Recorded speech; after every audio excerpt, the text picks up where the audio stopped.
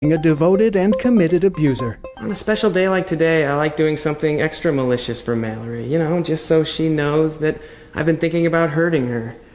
I mean, you should have seen the look on her face when I came and surprised her at work today. It was so great. I mean, she had no idea I was going to come to her office to belittle and frighten her. I mean, I wanted to do it in front of her friends to really humiliate her. Strachan added that while he doesn't always get a chance to inflict harm on Mallory, he tries his best each and every day to create an environment of sustained physical and emotional abuse to leave her feeling completely alienated and powerless. Just wait till she sees what I have in store for her tonight. I love Valentine's Day. For more on this story, check this week's Onion Review. This is the Onion News Network. Yep, we still do email. Drop your email address in the entry box at freetalklive.com, and you'll be kept in the loop with Free Talk Live.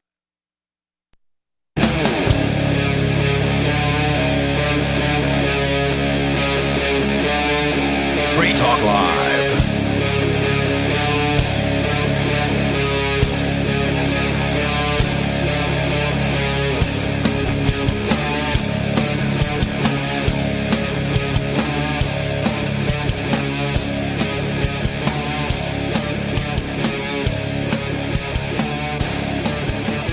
It's Free Talk Live, talk radio that you control. 603-283-6160 is the number, and you are welcome to call that number and bring up whatever is on your mind. It doesn't matter if it's on topic. There's no taboo subjects on Free Talk Live either. Bring up whatever's on your mind. Just keep it FCC friendly. And that number is 603-283-6160. And with you in the studio tonight, you've got me, Bonnie, Riley, and Nikki. And I just wanted to start off the episode tonight talking about an update on the Argentinian presidential election, since I've been talking about that election over the past week or so. Actually, I mean, we've been talking about it for probably 6 months at this point, just because there's been a very interesting candidate who was doing pretty well, Javier Milei. And he's only interesting to us because he's saying a lot of common sense things about economics and politicians, and he's talking about inflation and the Argentinian currency being heavily inflated. And he's also a self-proclaimed libertarian, correct? Yep. And he's talking about actual reasons for the currency being inflated and being worth less and less by every hour there, or less. And I don't know, we just find him pretty interesting. So the election was Sunday, and what happened was, because the person who won, who wasn't him, it was Sergio Massa, because he didn't get enough of the percentage of the vote, they're going to have something called a runoff, and Javier still has a chance of winning. So getting into this article from BBC News, says Argentina presidential election, Javier Milei and Sergio Massa head for runoff vote. And it says Argentina's economy minister, I knew he was something there already, but for some reason I thought he was like a mayor of some town or something. Maybe he's both, I don't know. Sergio Massa has defied expectations by winning more than 36% of the vote in Sunday's presidential election, putting him on course for a runoff contest with far-right candidate Javier Milei, which, from what I've seen, I think it's pretty freaking silly to call him far-right. Yeah, he definitely has some left-leaning things that he says as well, like most libertarians do. I feel like it is very common that if you're a libertarian, you get classified as a far-right extremist, right? Or sometimes a lefty, depending on the day. Yeah, right. It really depends on who is, labeling you, right? So if you have a conservative, they're going to be like, oh, you believe in people being able to do drugs and whatever, that side of freedom. You're a leftist, you're a communist. And then if you, believe in a free market and those sorts of things, then, whatever. Yeah. So. And then that's the thing, too, is though people get lost in this left-right paradigm when it's really not a left-right paradigm. It should be like a political compass of sorts, this diamond-shaped paradigm of, hey, I'm either you're authoritarian or less authoritarian or whatever. It's not this left-right paradigm that we've been taught to believe. Team red, team blue. It's just ridiculous. I mean, those are like the same thing anyway nowadays. Yeah. Yeah. I don't really think that anything in life can be simplified like that. You know what I mean? It's just black and white thinking, really, is what it is. Yeah, exactly. We can't simplify people down to black and white thinking either, because we're all nuanced. We're all in this weird gray area in life.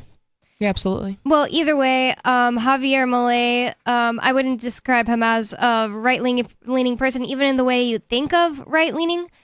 I haven't seen anything that makes me think that at all. He's not someone who seems to want to... He obviously is not a conservative. He wants things to change. Well, he wants to he wants to get rid of their central bank. He wants to fire most politicians. Yes. I mean, he's not... Which isn't really right-leaning things. It's not conservative at all. I think people think that because whenever you talk about the reduction of the powers of the state and of the government, I think people, because being a conservative, right, like that would be like, technically what they think they believe in is reducing the powers of the state. Like that was like what they were supposed to be about. Obviously we know, especially in America, like that's not true. Yeah. I'm sure the same is, in most countries. But I think whenever you talk about reducing the powers of the state, that feels more right-leaning or conservative that's so new, to people. Though, but it's definitely been a thing since at least 2020, like hardcore, where if you say anything like, oh, the government shouldn't have power over our lives, it's going to immediately get you called a right-winger, like no matter what. But I feel like it hadn't been so much that before 2020, because now people have categorized themselves into, I'm a Democrat because I trust the government completely blindly, and if they say something, I'm just going to do it, and you're a conspiracy theorist if you don't. And that may have been there a little bit before 2020, but it wasn't so like any time you say the government's doing something wrong, you're right-winger. Yeah, I think it's definitely more in your face now. Like people say, oh, you're a right-winger for wanting to reduce the size of government. It's like, no. Like the left-wingers, Democrats and people who align with the left, they always used to talk about getting the government out of specific industries like the pharmaceutical industry. Oh yeah, the left did not like big pharma. Totally, they totally flip-flopped recently. Right. And I think that Donald Trump running and especially being elected, I think that really stirred things up a bit and really exacerbated the left-right divide. And then COVID as well really woke people up to a lot of different things. Some people for the worse, maybe some people went to sleep a little bit more, and I think some people woke up a little bit more. Yeah, that's definitely true. I see all that as true. But moving on, it says, Mr. Massa's lead was a surprise, as many had believed voters would punish him for presiding over a financial crisis. So since he was in office during the financial crisis, it says inflation in Argentina is nearing 140%. With almost all ballots counted, no candidate has received the necessary 45% of votes needed to win outright. There will therefore be a second round on November 19th in which voters will have to choose between Mr. Massa from the left-wing Peronist movement and Mr. Milei, a far-right libertarian, it says. Mr. Milei, who had come first in the primaries in August, was relegated to second place with 30% of the votes. So he only got 6% less than the other guy. And the third place person, Patricia Bullrich, a conservative former security minister, came third with 23.8. So it's definitely looking like it's just the top two, and the runoff is just going to include them two. And I feel like Milei could still win if, he was only behind by 6%. And then if the people who voted for this third lady on the runoff, they decide, oh, I'm going to vote for Javier, then he could definitely win. So just be prepared for a huge slamming campaign against him. Oh, there already has been. Oh yeah, for sure. Because he's not about keeping the structures of power in place that have created this inflationary currency in Argentina. He's about reducing it. So obviously they're going to ramp up the attacks, and I hope it doesn't get violent, but in third world countries like Argentina,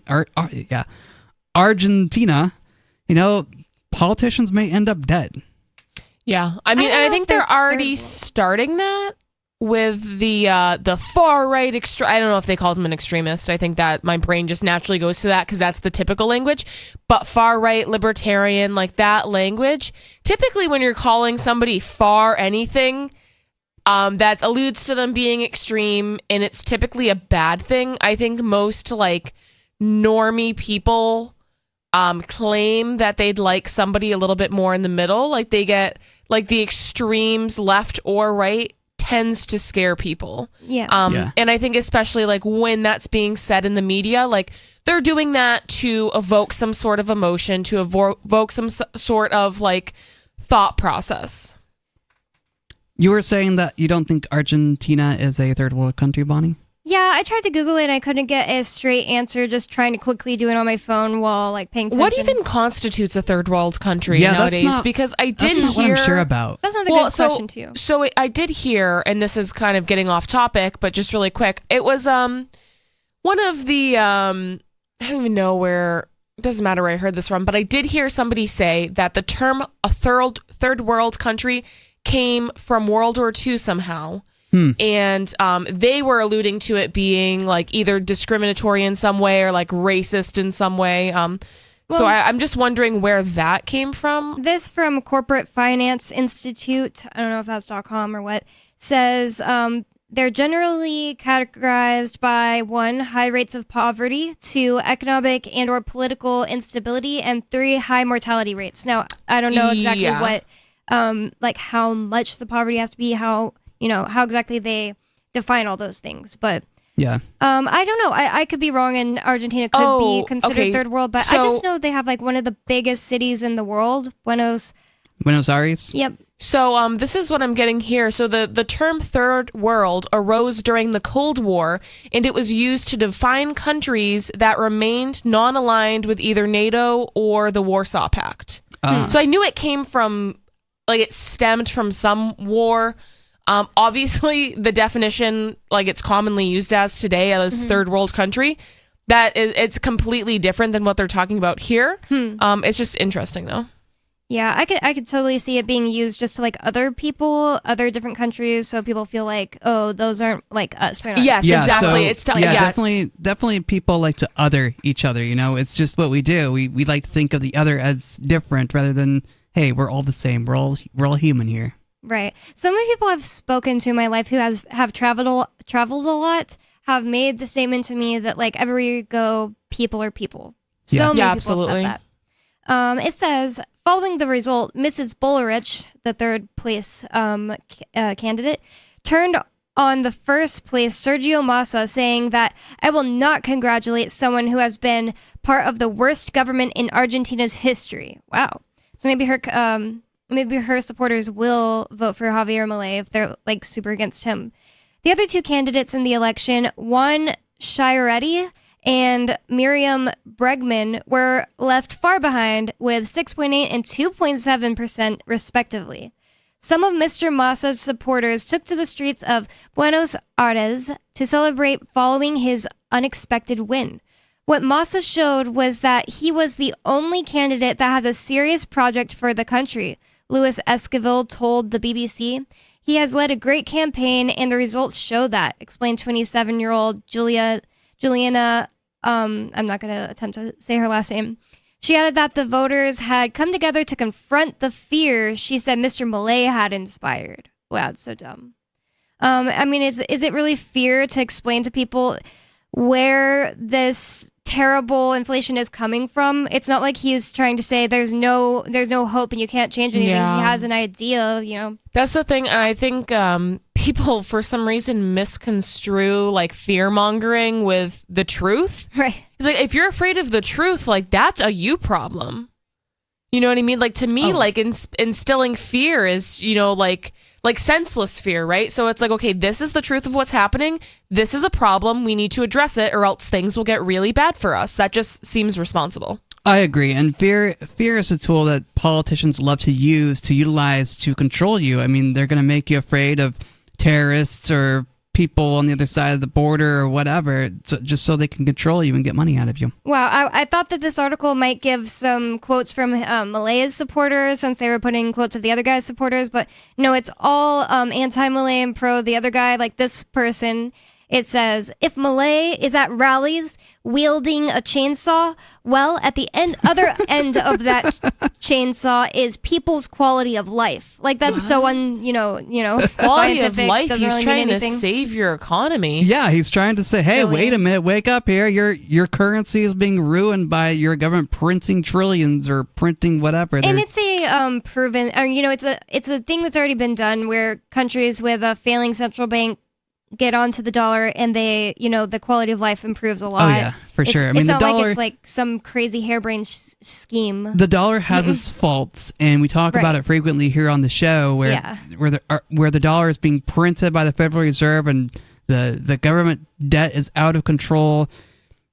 But it's still more stable than the Argentinian peso or whatever they use down there. It is an Argentinian peso, Okay. right? So I just wanted to bring that up because I had been talking about Malay and the Argentinian presidential election that was coming up on my shows I've been doing. I know that Captain did announce what had happened on Sunday, but I just had this article that got into it, and I wanted to update people who may have not heard, and that's all that we have to that. Plus, we have different listeners every day, pretty much every day. People Yeah. tuning in from wherever they're driving to or whatever. And so, it's always a good idea to And this update people. presidential election is different than one of the other hundreds that go around in different countries throughout the world, every month or whatever, or every year, probably not hundreds every month, but because of the interesting topics at hand in it, it's not like we are just interested in a candidate who's just saying, the same stuff that they always say. This is like a really different person. It's really interesting. He's drawing huge crowds like Ron Paul saying, very important things that aren't, what you'd expect a presidential candidate to say. And this is what needs to happen is people need to pay attention to the people who are saying things like Ron Paul said in his campaign and Javier Milei is saying in his campaign. We need to find those people that are saying, hey, wake up. This is what's happening. Your government's corrupt. Yes. And This is what we can do about it. I think it's really interesting, and I really hope he wins. It would be super entertaining, if nothing else, even if he ends up really bad eventually, because, every person could be corrupted by power. I still think it'd be pretty entertaining for a while, more entertaining than this cardboard-flavored guy, Right. that's that won the original election.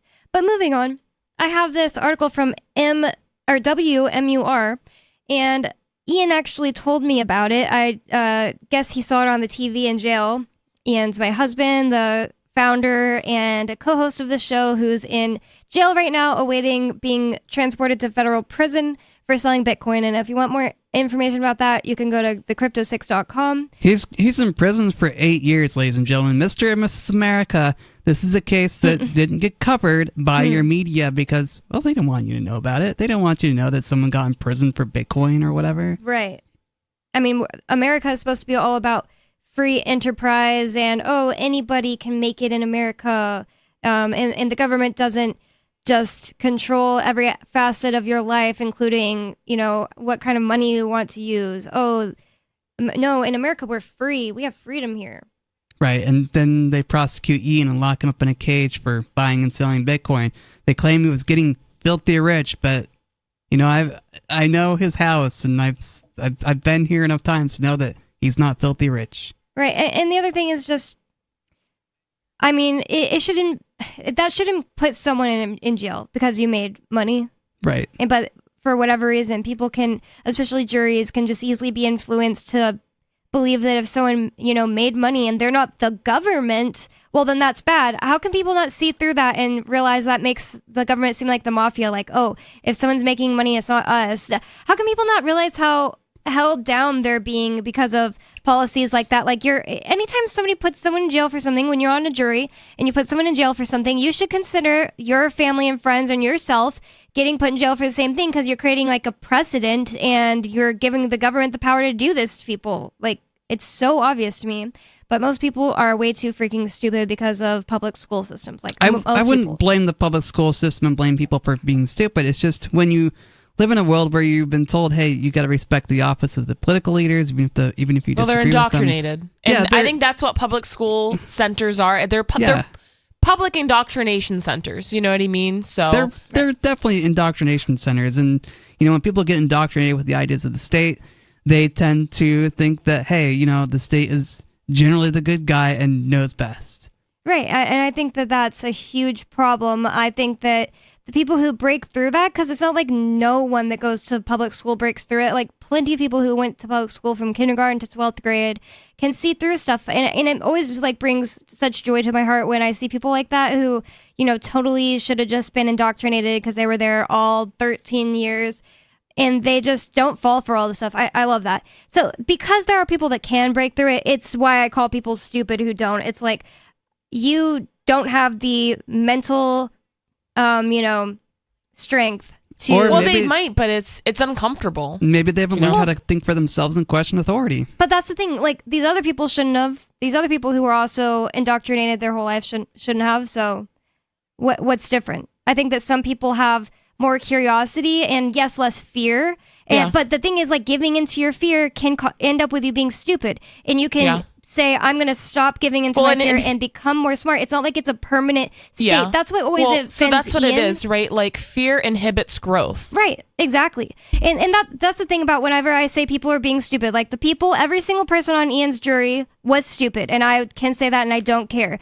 The thing that not pisses Ian off, but like makes him go, whoa, whoa, whoa, whenever I say that, is he acts like I'm saying, oh, they're born with this quality, they're stupid, and they can never change. And he will fight me over that. But it's just like, I believe that there are people who can, anybody who's stupid, I'm not talking about people who are retarded or like born with a disability.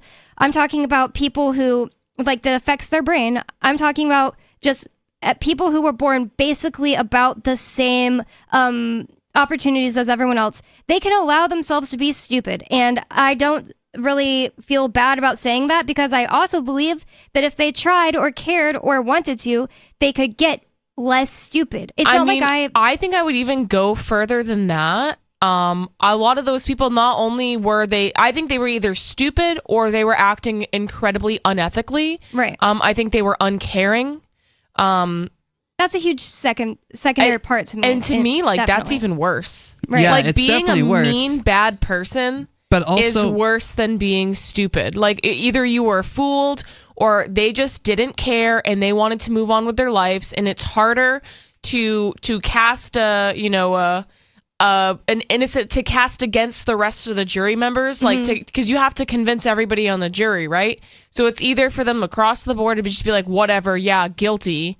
I'm gonna go Christmas shopping. And now. they don't care. That's the thing. Like they did not care about him at all. it took them they didn't 5 care hours about the to truth. deliberate. Right. Took them 5 hours to deliberate. It's Christmas. I guess they wanted to go shopping or something. But, And honestly, I'm a little annoyed with Ian's lawyer for that. It's like they went and had an in chambers conference to discuss, did we want to do this starting in December 6th, or do we want to push it back to spring? And I was just like, oh, obviously he's going to argue to push it back to spring. And then they came out and Ian's like, so it's happening December 6th. I was like, what? Like, I what? was surprised too. I thought it would get pushed back again. I didn't not even know just it was an because option. I didn't want it like pushed back just for wasting time either. I was like, oh, obviously we don't want it going on during Christmas. Like, that was so obvious to me. And I just like, honestly, I'm so annoyed with Ian's lawyer, and I can kind of say now. 603-283-6160. This is Free Talk Live. More coming up. Don't go anywhere.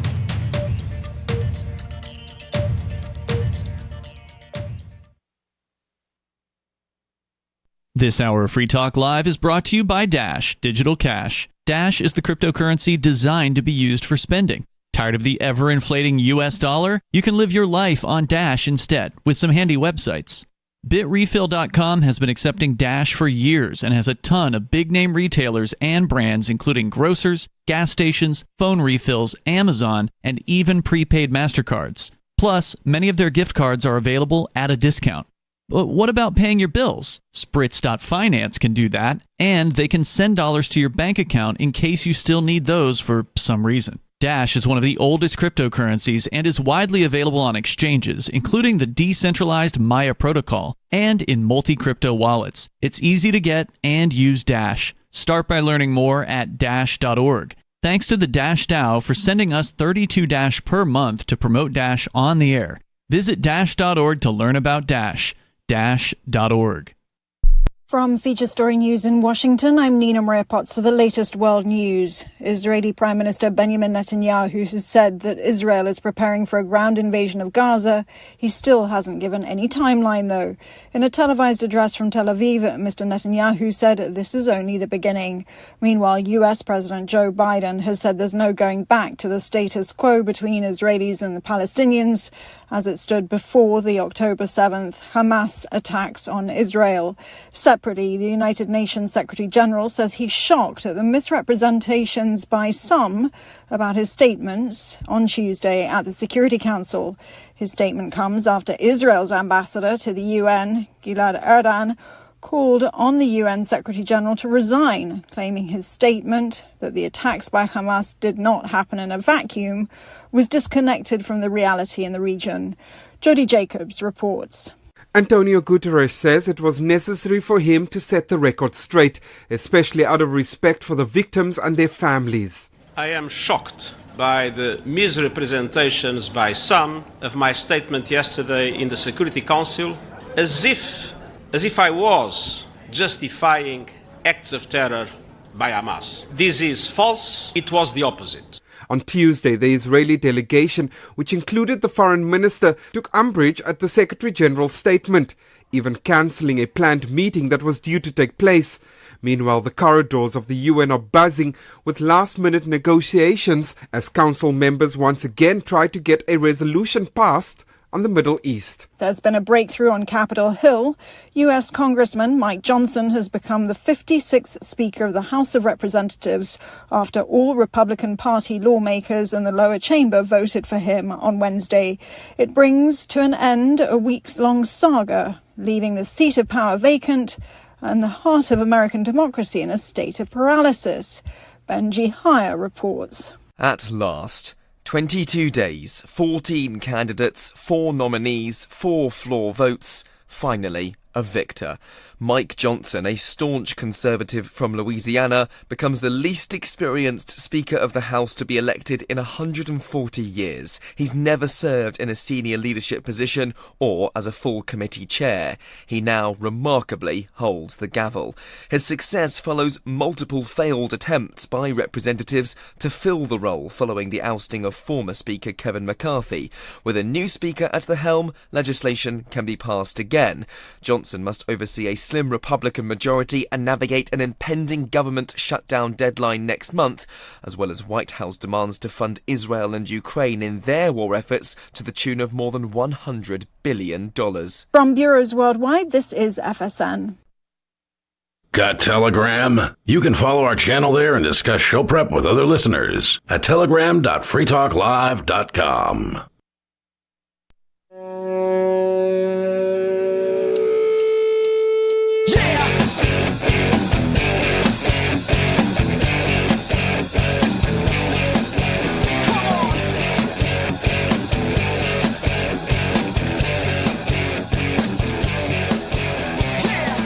Free Talk Live. It's talk radio that you control. 603-283-6160 is the phone number you can call to get in on the conversation or bring up whatever's on your mind. 603-283-6160. And with you in the studio tonight, it's me, Bonnie, Riley, and Nikki. And we're just about to get into this article from WMUR about New Hampshire. It says that New Hampshire is among some states that are suing Meta, which is the new name for Facebook and everything Facebook owns, I guess, over social networks' alleged harm to children's mental health. Which is kind of funny because it's almost like, it sounds just from the headline like New Hampshire acts like they own the children. Like, oh, you harmed our children. And also, it sounds like the state wants to tell social media companies that, hey, you got to parent. You got to be the parent here instead of saying, hey, parents. It just like doesn't make any sense because I feel like Meta has no obligation for children's well-being. Right. It really doesn't. And they have maybe not with Instagram, but definitely with Facebook, there's an age restriction. I think you have to be at least 18. Obviously, they're not like checking identification or anything, but you have to check off a box like, I'm at least 18 years old. Not sure about Instagram and all those things, but so I think that would get rid of any liability. It just seems strange. And not to mention that they have parental controls, I'm pretty sure. Well, I could be wrong. I don't have a Facebook, and I haven't created I don't think so, because Instagram. kids aren't supposed to be on Facebook. You're supposed to be at least 18 years old. Is it 18? But, yeah, it is 18 for Facebook, because you're supposed to be in college. Well, that was the original Facebook, right? It was how to connect with other college Facebook, students. But I think it's probably changed since Yeah, I then. remember being last 13 I checked, a long time ago, but I don't know if it's changed. Last I checked, it was supposed to be 18. Because I remember when I made a Facebook when I was 13, 14 years old, I lied about my age. So now my Facebook actually says I'm older than I am, because when I created it several years ago, I lied about my age to get on Facebook. And I'm sure most of the 13-year-olds on Facebook are also lying about their age. I'm sure too. Well, let's get into it. It says that dozens of U.S. states, I thought it was only these 3, but it says dozens of U.S. states, including New Hampshire, California, and New York, are suing Meta Platforms, Inc. for harming young people's mental health and contributing the youth mental health crisis, contributing to, it's missing word there, by knowingly designing features on Instagram and Facebook that addict children to its platforms. Look, there's no doubt that social media is addicting. Yeah. And there's no doubt that you get a dopamine hit every time you get, validated on social media. But at the same time, is it the government's responsibility to step in and stop this? And it's not Meta's responsibility either, even if 12-year-olds were allowed on Facebook. That is a parenting issue. I agree. It's a parenting issue. If kids are being harmed by this, one, it's none of the business of the state if children are being harmed by social media. But at the end of the day, this is a parenting issue. If an individual thinks that their child is being harmed by social media, then you, as a parent, should educate your child about either safe use of the internet or setting some boundaries with them and not allowing them to be on the social media. But these days, we're giving tablets to babies, literally babies. People are putting their babies in front of a tablet and they have YouTube Kids playing, and it's just, it's not good. So it's how are you going to set those boundaries when you're children when they're literally addicted? Right. Well, and that's the thing too. And it's we're literally, we are giving young kids brain damage. 2-year-olds are not supposed to be looking at TV screens for as long as they are. And that content is literally giving children brain damage, but that is no business of the state. That is a parenting issue. Honestly, if you don't care and you want to be uneducated and give your kid brain damage and be a lazy parent, that's your business. It's your kid. It's not my problem. Right. But the thing is, too, so I come from a large family. I have 3 brothers and 3 sisters. And as I've observed my siblings parent their children, I don't have children myself.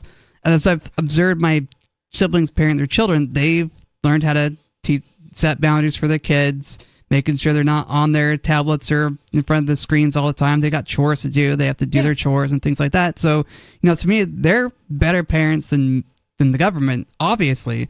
And so I think their kids are going to be a lot better prepared for social media. Yeah, I'm sure. And I'm sure that there are plenty of parents that have terrible skills with that, but I just don't see why we're paying people to sue private companies to make them act a certain way to protect those people's children. No, and that's the thing. Really, at the end of the day, it is not Meta's responsibility to protect your kids. If you want to, if somebody's concerned about it, take away their phone. I don't know what to tell you. Right. But it's kind of hard to do that when they've already gotten in addiction because you were letting them watch it as an infant because otherwise they would scream. Yeah. It says, so the states are including New Hampshire, California, and New York. It says, the lawsuit filed in federal court in California also claims that Meta routinely collects data on children under 13 without their parents' consent in violation of federal law. Quote, Meta has harnessed powerful and unprecedented technologies to entice, engage, and ultimately ensnare youth and teens. Well, they're collecting data on all of us. That's what they do. Can you call it unprecedented when it's been around for so long at this point? Like, No. and MySpace was before Meta. I mean, I don't think it's unprecedented at all. I mean, these companies, their goal is to keep you on social media so that you can keep feeling validated and keep getting those dopamine hits. That's their goal. It's their business plan, you know? Like that they're making money off of this. Yeah, so if you don't want a company making money off of you, don't participate in their business model. Do something different. There's no proof, in my opinion, that only youth and teens, like it says they ultimately ensnare youth and teens. There's no proof that you have to be some kind of an susceptible young person to become ensnared and addicted to Facebook, because plenty of adults do it. Oh my gosh, all the time. So when the internet is a relatively new invention. Definitely social media is a relatively new invention that's kind of blown up, in the past decade. But I know people in their 60s and their 70s who are addicted to Facebook, and they love Facebook. And I mean, Seems I more think like it's an old people app to me? Yeah. And I don't necessarily, and I think, like within the umbrella of Meta, there's also Instagram, which I do think appeals to younger audiences maybe. And maybe, there's other social media. I think WhatsApp is in there too. I can't really think of any other ones. I know my girlfriend, Alana, is an Instagram user. Yeah. So, and she's pretty young. Yeah. So I do think it appeals to younger crowds, but I also, this is a relatively new invention, right? We have all of these 60, 70-year-olds that are addicted to Facebook. One, I don't really think that's a problem because it's their life and it's their choice. Yeah, who cares what choose. your addictions are? It's only going to harm anybody. Yeah, exactly. So it doesn't really matter, but it kind of, I don't know, it's just, I think it's a huge overreach. From the government. Absolutely. I do want to go to the phones because we have an unscreened caller. Unscreened caller, you're on the air. What's on your mind? Yes, I had a question about a statement you'd made earlier. What's your name and where are you calling from tonight? Okay, my name's Stefan. I'm calling from the state of Georgia. Nice. Okay, what's on your mind?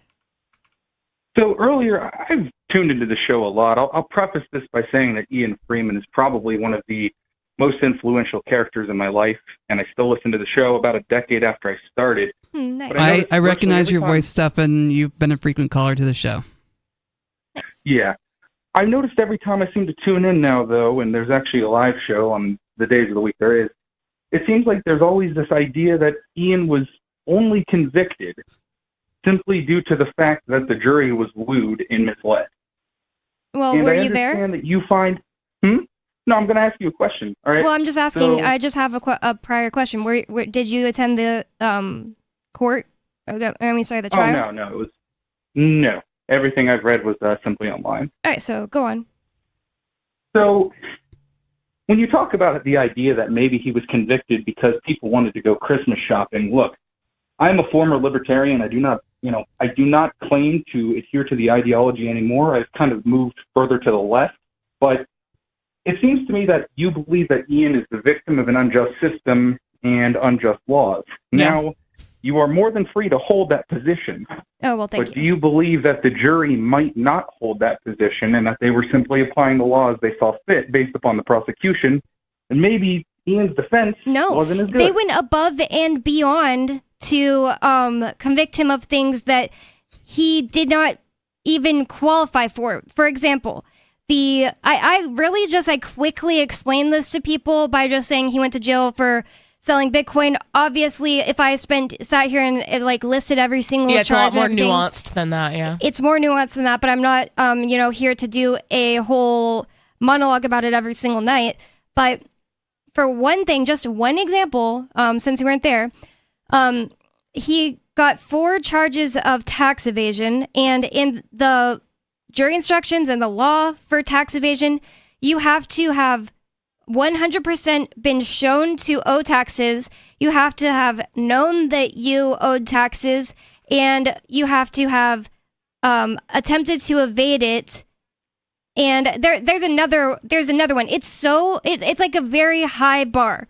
And the what's her name? The IRS person that came, and I don't know her name, but the IRS person who came, the witness, that's the word I'm looking for the IRS. She was asked by Ian's, this is just one example, by the way. Like, I'm not going to sit here and talk about it all night or anything, but the witness from the IRS who came to testify and say, oh, Ian could have owed this much in taxes. And she had this one sheet she put together that she was like putting a estimate of how much he could have owed. Mr. Sissy, Ian's lawyer, asked him, or her, sorry, is it so what you're saying is it's possible that Ian didn't owe any taxes at all? And she said, yes, that's possible. And like it was literally a mic drop moment. Sissy just like, put together his stack of papers and said, okay, thank you, and sat back down. And literally everyone in the courtroom left. It was just like literally so much of a mic drop moment, even the jury. And that obviously casts a shadow of doubt as to whether or not he owes taxes. But and I just explained to you I can't think of the word right now, but the parameters, the things. They have to prove it without a shadow of a doubt, right? Right. They have to prove it without a shadow of doubt. And then they have to have some kind of evidence that Ian knew this, and they have to have evidence that he evaded it even though he knew it. Like, it's so strict. It's not like and that's the way that the justice system is supposed to work. Very, very rarely is that how it actually works. So, because people are found guilty more often than they're found innocent, right? Right. So, but do you see what I'm saying there, Stefan? It's not just an example. I mean, it's not just a situation where I'm like, stick? He got all of those charges. Yeah, he got charged on 4 of them, like I said. Like, he got charged with them, and... you couldn't get one juror to break? What do you mean, me? No, I'm saying the prosecution. The defense couldn't get one juror to break. That doesn't make any sense. So, okay, so I'm sorry if it doesn't make any sense to you. It's what happened. Let me just... Call. Well, this is the issue, I think. So, when... The way a jury works is, if there's one person that's like, no, I really believe that he did not commit tax fraud or tax evasion, whatever, they would have to sit there until they convince that one person. Like, it has to be a unanimous vote, essentially, right? So that is for that one person who doesn't really know Ian and has just sat there through weeks, 2 weeks of him being slandered by the prosecution. Yep. And in some of these things, they were very convincing. They had these elderly women come and testify against him and say all sorts of awful things that, of course, we don't believe to be true. But after that, is this person really going to go out on a limb for someone they don't even know and don't even really care about? Just even if they truly do believe he's innocent, it's very unlikely. On December 22nd, when they've already been doing this for 2 weeks. When like, imagine the pressure of being just a normal person. Some of them are having to stay in hotel rooms because they were too far away to drive back home every day. It's like the phrase or the saying that a jury would find a ham sandwich guilty, or they would convict a ham sandwich. What's the? It's a different kind of jury, it's but the grand jury. The same. Yes. Yeah, it's the same. But idea. Either way, I mean, the grand jury would indict a ham sandwich. That's that saying was created for a reason, because in a jury trial, and even when I had my own trial for obviously much lesser charges, I had the option: do you want to do a bench trial or a jury trial? And my lawyer said, absolutely go with the bench trial, because if you do a jury trial, you are so much more likely to be found guilty. I went with the bench trial and I was found innocent. So I'm not saying that, proves that it would have been different for Ian, right? But I'm just saying that's kind of just what historically and specifically in this case things point to. So I think that's why we kind of make those assumptions. Of course, we don't know for sure, but obviously, if I had the opportunity to talk to them, then I would be talking about how I had the opportunity to talk to them, but I don't. So thanks for the call, Stefan. I really just it's so freaking autistic of people to call somebody's wife and be like, listen, I support Ian, but maybe his lawyer just wasn't that great of a lawyer. Honestly, go do something to yourself. I'm just wondering. Bonnie, it sounds like you're really angry. Well, it's kind of annoying. No one puts themselves in my situation. These freaking callers. Somebody called in the other day, and it's a caller I don't hate or anything. There's nothing wrong with him. In fact, I don't he's one of the nicer callers and everything. And he said, that it was the day that happened. He was like, the the government is most likely going to kill him like they killed John McAfee. Why would, these people why are would you autistic even idiots, say that honestly. to somebody? Yeah, Seriously. like you're going to say that to his wife right now? That actually, I didn't know that happened, and that really makes me angry. And someone else called in, I believe it was Dana, maybe? But essentially she called in and was like, I've been calling to the show for years, and I've been telling Ian and Mark for the past 10 years that the government was gonna get them. Oh, and she's I'm like, so smart. So, but it's like, okay, maybe you did. Maybe you predicted all of this. Yeah. Or maybe it was obvious. I don't know. But what is the point in calling this show right now to, like, what are you trying to do? Rub it in his face? Well, she's look so smart. I and warned like, you. Stefan, he's a post-libertarian. He wouldn't be found in a situation like this. It's just like, oh my God, like, give me a break. You're just an autistic person who wants to feel special. That's how I feel about you. Yeah, I honestly. mean, I don't really know anything about him personally. I'm just, I'm wondering what the purpose of the call was. Right, is it's like- all. I think he was trying to question the reality of whether the jury was following the law or not. And maybe they were, maybe they weren't, but it just seems rather short to have a 5-hour deliberation after a 2-week trial. And the other thing is, like, even if they followed the law 100%, I would be on here complaining that the law was unjust because it is. If there's not a victim... There's no reason why Ian Freeman should be in jail right now, point blank, period. Right. There's no good reason why he should be in jail. I don't have to, like, mix things up and, try to convince the listener with some kind of a lie or twist the reality to convince people of things. Like, I'm pretty freaking open about it, and it's just annoying that he would call in with that kind of a call saying, like, you say it's because of this, but what? And then I say, oh, well, were you there? And he's like, no, I mean, it's not like I was there or anything. I know you were there for 2 whole weeks of your life, but what if I'm right and you're wrong? Like, good for you. So, moving on. We're reading this WMUR, I can never remember that, article. It's a, I don't even know what it stands for, but it's a New Hampshire-based newspaper, news agency. And they have this article talking about New Hampshire, the AG's office is spending time and money suing Meta. And I just bet they're going to lose. Because apparently it's addictive to children, and they're trying to say that Meta has been knowingly harming children. And I think it's pretty stupid. It says, in addition to the 33 states, 9 other attorney generals, including New Hampshire Attorney General John Formella, are filing in their respective states, bringing the total number of states taking action to 42. It's crazy. So what is the real reason why they're doing this? Because 42 states don't care about the children. Right. So I'm just wondering what the ulterior motive is behind this. There definitely is one. But also more control over Meta. They want to be able to say what Meta can have on its platform, probably. Because Meta is becoming too powerful and too successful. But what do they...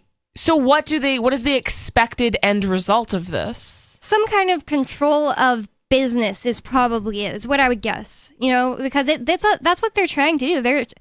People don't think of social media as a business because it's not, like a brick and mortar shoe store or something like that. But ultimately, if you're taking them to court, you're probably going to do something that impacts other people's business. I would guess. That would just be my guess. I have no idea.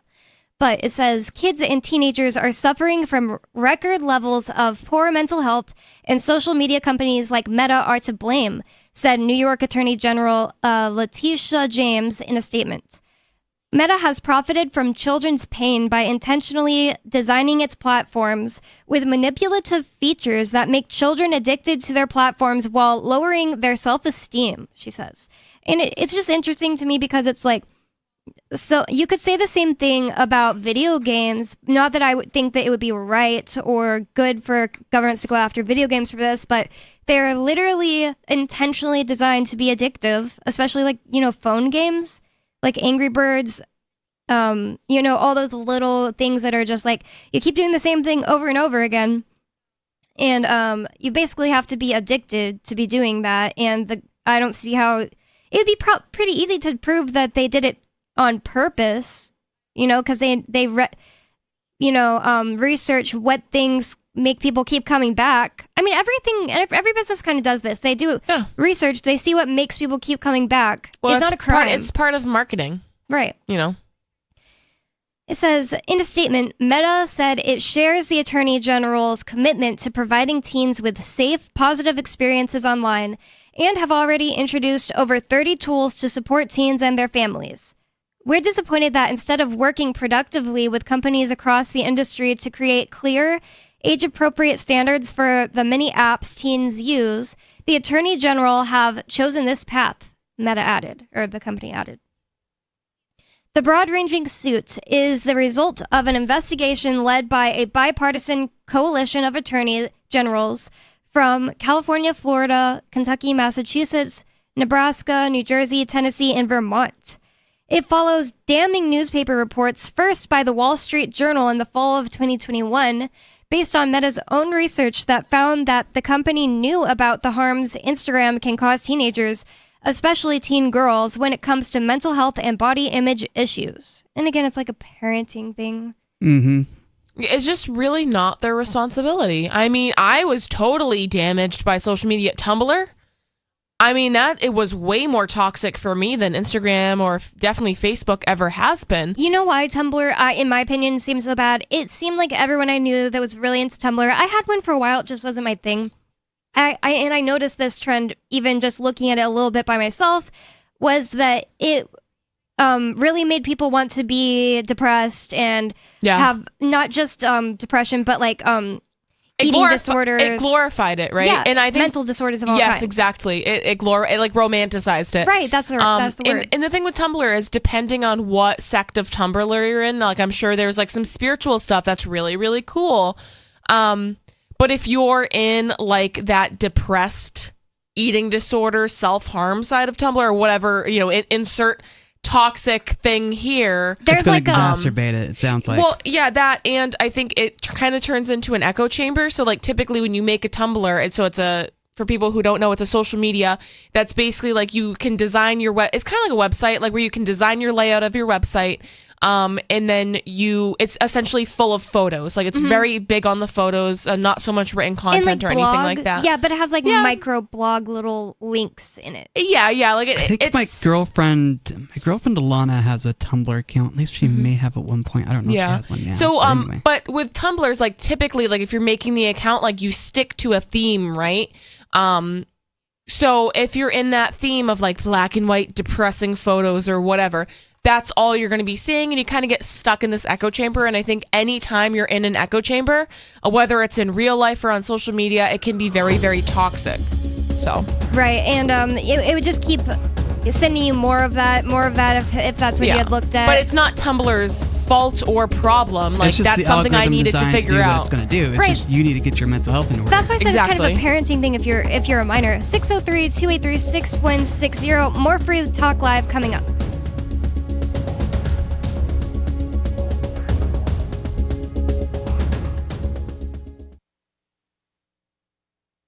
A new study released this week based on extensive psychological profiling of some of the world's most notorious serial murderers found that their homicidal instincts can be traced to a single incident in childhood when they were denied a toy that they really wanted. Nearly all violent serial offenders, from John Wayne Gacy and Jeffrey Dahmer to the DC snipers, exhibited their first violent impulses shortly after being told as children that a video game was too expensive, or that they had a perfectly good Lego set at home and they could make do with that. Researchers found that an isolated occurrence in which a parent refuses to buy a stuffed animal or candy bar for their child can immediately trigger the development of sociopathic tendencies. I was in such a blind rage that I went up to my room, sawed the heads off all my action figures, and ejaculated into their body cavities. This was most notably the case with Jeffrey Dahmer, who began decapitating stray dogs and placing their heads on spikes shortly after being denied an Etch-a-Sketch. This is the Onion News Network. Eleutheromania, the insatiable desire for freedom. It's the new 3-song heavy metal EP from Captain Kickass. Available now on your favorite music app or get it directly from CaptainKickass.com. If you want to know the latest about Free Talk Live before we go on the air, all you need to decide is how you want it delivered. It's your choice. Visit news.freetalklive.com to receive our usually weekly news updates by email. Plus, we have a Twitter account at twitter.freetalklive.com, and you can follow us on the decentralized Mastodon platform at toot.freetalklive.com. So please follow us at toot.freetalklive.com and sign up for our emails at news.freetalklive.com. You're listening to the live edition of Free Talk Live. Hour number 2 is next after the news here on the Liberty Radio Network at LRN.FM. From Feature Story News in Washington, I'm Nick Harper. U.S. Congressman Mike Johnson has been voted in as Speaker of the House of Representatives.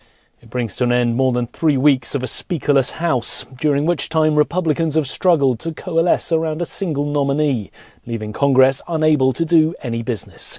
FSN's Benji Hire reports. 22 days, 14 candidates, 4 nominees, 4 floor votes. Finally, a victor. Mike Johnson, a staunch conservative from Louisiana, becomes the least experienced Speaker of the House to be elected in 140 years. He's never served in a senior leadership position or as a full committee chair. He now remarkably holds the gavel.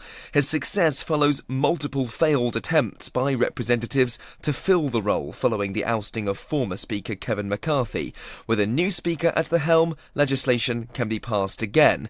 Johnson must oversee a slim Republican majority and navigate an impending government shutdown deadline next month, as well as White House demands to fund Israel and Ukraine in their war efforts to the tune of more than $100 billion. Donald Trump has been fined $10,000 for violating a gag order in his civil fraud trial. It's the second time that Judge Arthur Engoron, who's overseeing the case, has fined the former president over comments attacking court staff.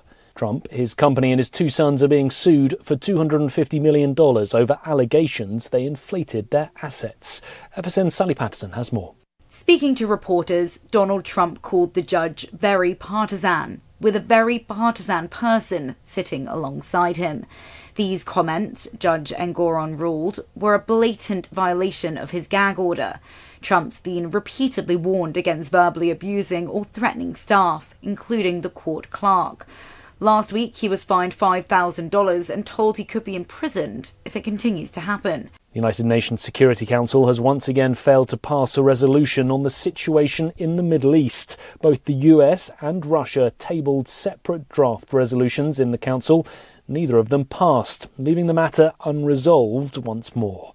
FSN's Jody Jacobs has more. Some may say the impasse in the Security Council was no surprise. Another attempt to pass a resolution on the Middle East in the Council failed. The US resolution, which both Russia and China called too political and ignored the inputs of members, was vetoed by the 2 countries. The Russian resolution, which calls for an immediate humanitarian ceasefire, did not garner sufficient votes and also failed. And while the fighting continues in the Middle East, the United Nations' most powerful body, the only organ whose resolutions are binding on all member states, is once again left paralyzed. Jody Jacobs, New York. From Bureaus Worldwide, this is FSN. With FSN Spotlight, I'm Simon Marks, looking again today at Argentina's presidential election and the populist figure of Javier Milei, the upstart candidate hoping to secure the country's top office in a runoff with Finance Minister Sergio Massa next month. Milei is a populist on steroids, an avowed libertarian, an often foul-mouthed campaigner with populist eccentric views on how to cure the country's economic crisis. Inflation in Argentina is running at 140% and the country is facing a debt crisis. Bob McMahon is watching its election from his post at America's Council on Foreign Relations. He has come out with a very strong platform where the shaking up the economy and shaking up the way of doing business is front and center, starting off with proposals to dollarize the economy. Part of that would be achieved presumably by his plan to eliminate the central bank. He wants to cut public spending by 15%. He's also critical of the Pope, who's a fellow Argentinian, because he, quote, always stands on the side of evil because he supports taxes. But as it pertains to the Argentinian currency, the peso, he has referred to it in many ways, including as excrement. Some say his comments talking down the peso and talking up the dollar could have been responsible for it losing further value just since he emerged as a leading figure in the August primaries. That runoff election is on November the 19th. Opinion polls in Argentina are notoriously unreliable. With FSN Spotlight, I'm Simon Marks. And the main news again, US Congressman Mike Johnson has been voted in as the Speaker of the House of Representatives, 3 weeks after the former Speaker, Kevin McCarthy, was ousted. Donald Trump has been fined $10,000 for violating a gag order in his civil fraud trial, and the United Nations Security Council has once again failed to pass a resolution on the situation in the Middle East. There's more from us on X at Feature Story. That's Feature Story News. Nick Harper reporting. In what medical authorities are calling one of the worst ointment complications in White Plains Hospital's history, area girlfriend Caroline Nagler was rushed to the ER this week after suffering an extreme overdose of scented lotion. With a blood lotion level of 0.45, hospital sources confirmed that Nagler had rubbed onto her body 4 times the lethal limit of shea butter, green tea cleanses, and naturally soothing mineral therapies. Even putting aside the sheer level of lotion Miss Nagler had on her person when she arrived at the ER, this was an especially lethal combination she was using. She was mixing scented moisturizers, age-defying serums, and even some harder stuff like jojoba and essential fruit extracts. Frankly, she's lucky to be alive. In other news, Beijing's air solidifies. A Delta Airlines counteragent assures a man he will never see his family again. And a mannequin must think he's some pretty hot shit. They say if you love something, let it go. But how could we possibly leave you behind after being blessed with a relationship as unique and complex as this one? For more, keep checking theonion.com. This is the Onion News Network. Our Matrix server is about as free as internet chat can be. Join the existing rooms or create your own at chat.freetalklive.com.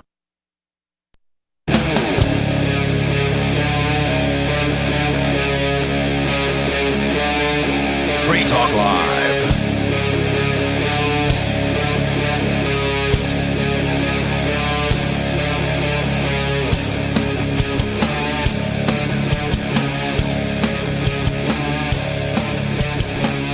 It's Free Talk Live. It's talk radio that you control. 603-283-6160. That's the phone number for you to call to get in on the conversation, to bring up whatever's on your mind. 603-283-6160. Tonight we've been talking about a few different topics, but the thing we're talking about right now is there are 43, I think it was, states in the United States that are getting together to sue Meta, which is formerly known as Facebook, over the allegation that they are knowingly causing harm to children. And by the way, that number is 603-283-6160, and you can call in with whatever's on your mind. It doesn't have to be on topic. And with you in the studio tonight, you've got me, Bonnie, Riley, and Nikki. And so let's just get back into this article.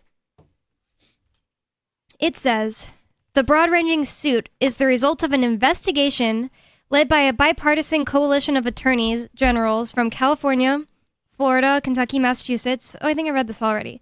They said that it's based on Meta's own research that found that the company knew about the harms Instagram can cause teenagers, especially teen girls, when it comes to mental health and body image issues. So we started talking about how Tumblr was a thing when Nikki and I were in middle school and high school. And, maybe those things are true. And I believe that those things are true about Tumblr and even Instagram. Yeah. But it just doesn't seem to us like something that the government should be suing a company over. So you women are a lot younger than I am. When I was in high school, I think MSN Messenger was the big thing, maybe AOL. Yeah. These sorts of things. I didn't hear about MySpace and that sort of thing and Facebook until I was in college. So it's just interesting to me hearing about all these social media companies coming on board and we're using them more and more in our daily lives when I didn't grow up with social media until, I entered college. So, I can understand how social media can affect people. But at the same time, it's getting back to parenting. It's getting back to, hey, you need to parent your child and get the government out of parenting your child. You got to take responsibility for your child. I mean, like, for example, there were video games when you were a teenager and everything, and I'm sure that they were blamed for violence. They were blamed for all sorts of things. The media has been blamed for, ruining people's lives. I mean, just on Sunday we were talking about how music, how a lot of music was blamed for, children's Satanism. behaviors and all this stuff. And it's like, you can't really blame music. But a like, song with a verse is going to teach a child how to worship Satan. Nah. Yeah, exactly. Like, it's not Dee Snider's fault that you don't know how to parent your kid. Right. You know what I mean? Right. So, like, even though social media wasn't around when Riley was growing up, or when maybe the listener was growing up, some of them, I think they can still kind of understand that maybe there was other kids in your neighborhood that were addicted to video games and it was affecting them badly. But then there were other kids in your neighborhood whose parents, limited their amount of video games. And it could be taken care of without government involvement is basically all I'm saying. And we all understand that here. Right. But it's kind of why we're bringing up this topic. The thing about addiction is everyone has some kind of addiction, whether it's caffeine, whether it's work. Every addiction has its flavor, and some people say some addictions are better than others. Like if you're a workaholic, some people are going to praise the hell out of you. That's such a good point. And that's the thing I was thinking earlier when they were saying, oh, it's addictive. It's like, oh, is that like a crime in and of itself? Like, companies for ages have been studying ways to get you to want to keep coming back and keep drinking their Coca-Cola or whatever it is. It doesn't even have to be a physical addiction like when they put cocaine in Coca-Cola, but just what is going to cause people to really enjoy the feeling of going to Starbucks or going, it doesn't even have to be a thing you ingest, like going to this store and shopping again and again. They've been researching that for a long time. It's not a crime. It says, going on, it says, one internal study, internal meaning Meta conducted it, cited 13.5% of teen girls saying Instagram made thoughts of suicide worse, and 17% of teen girls saying it makes eating disorders worse.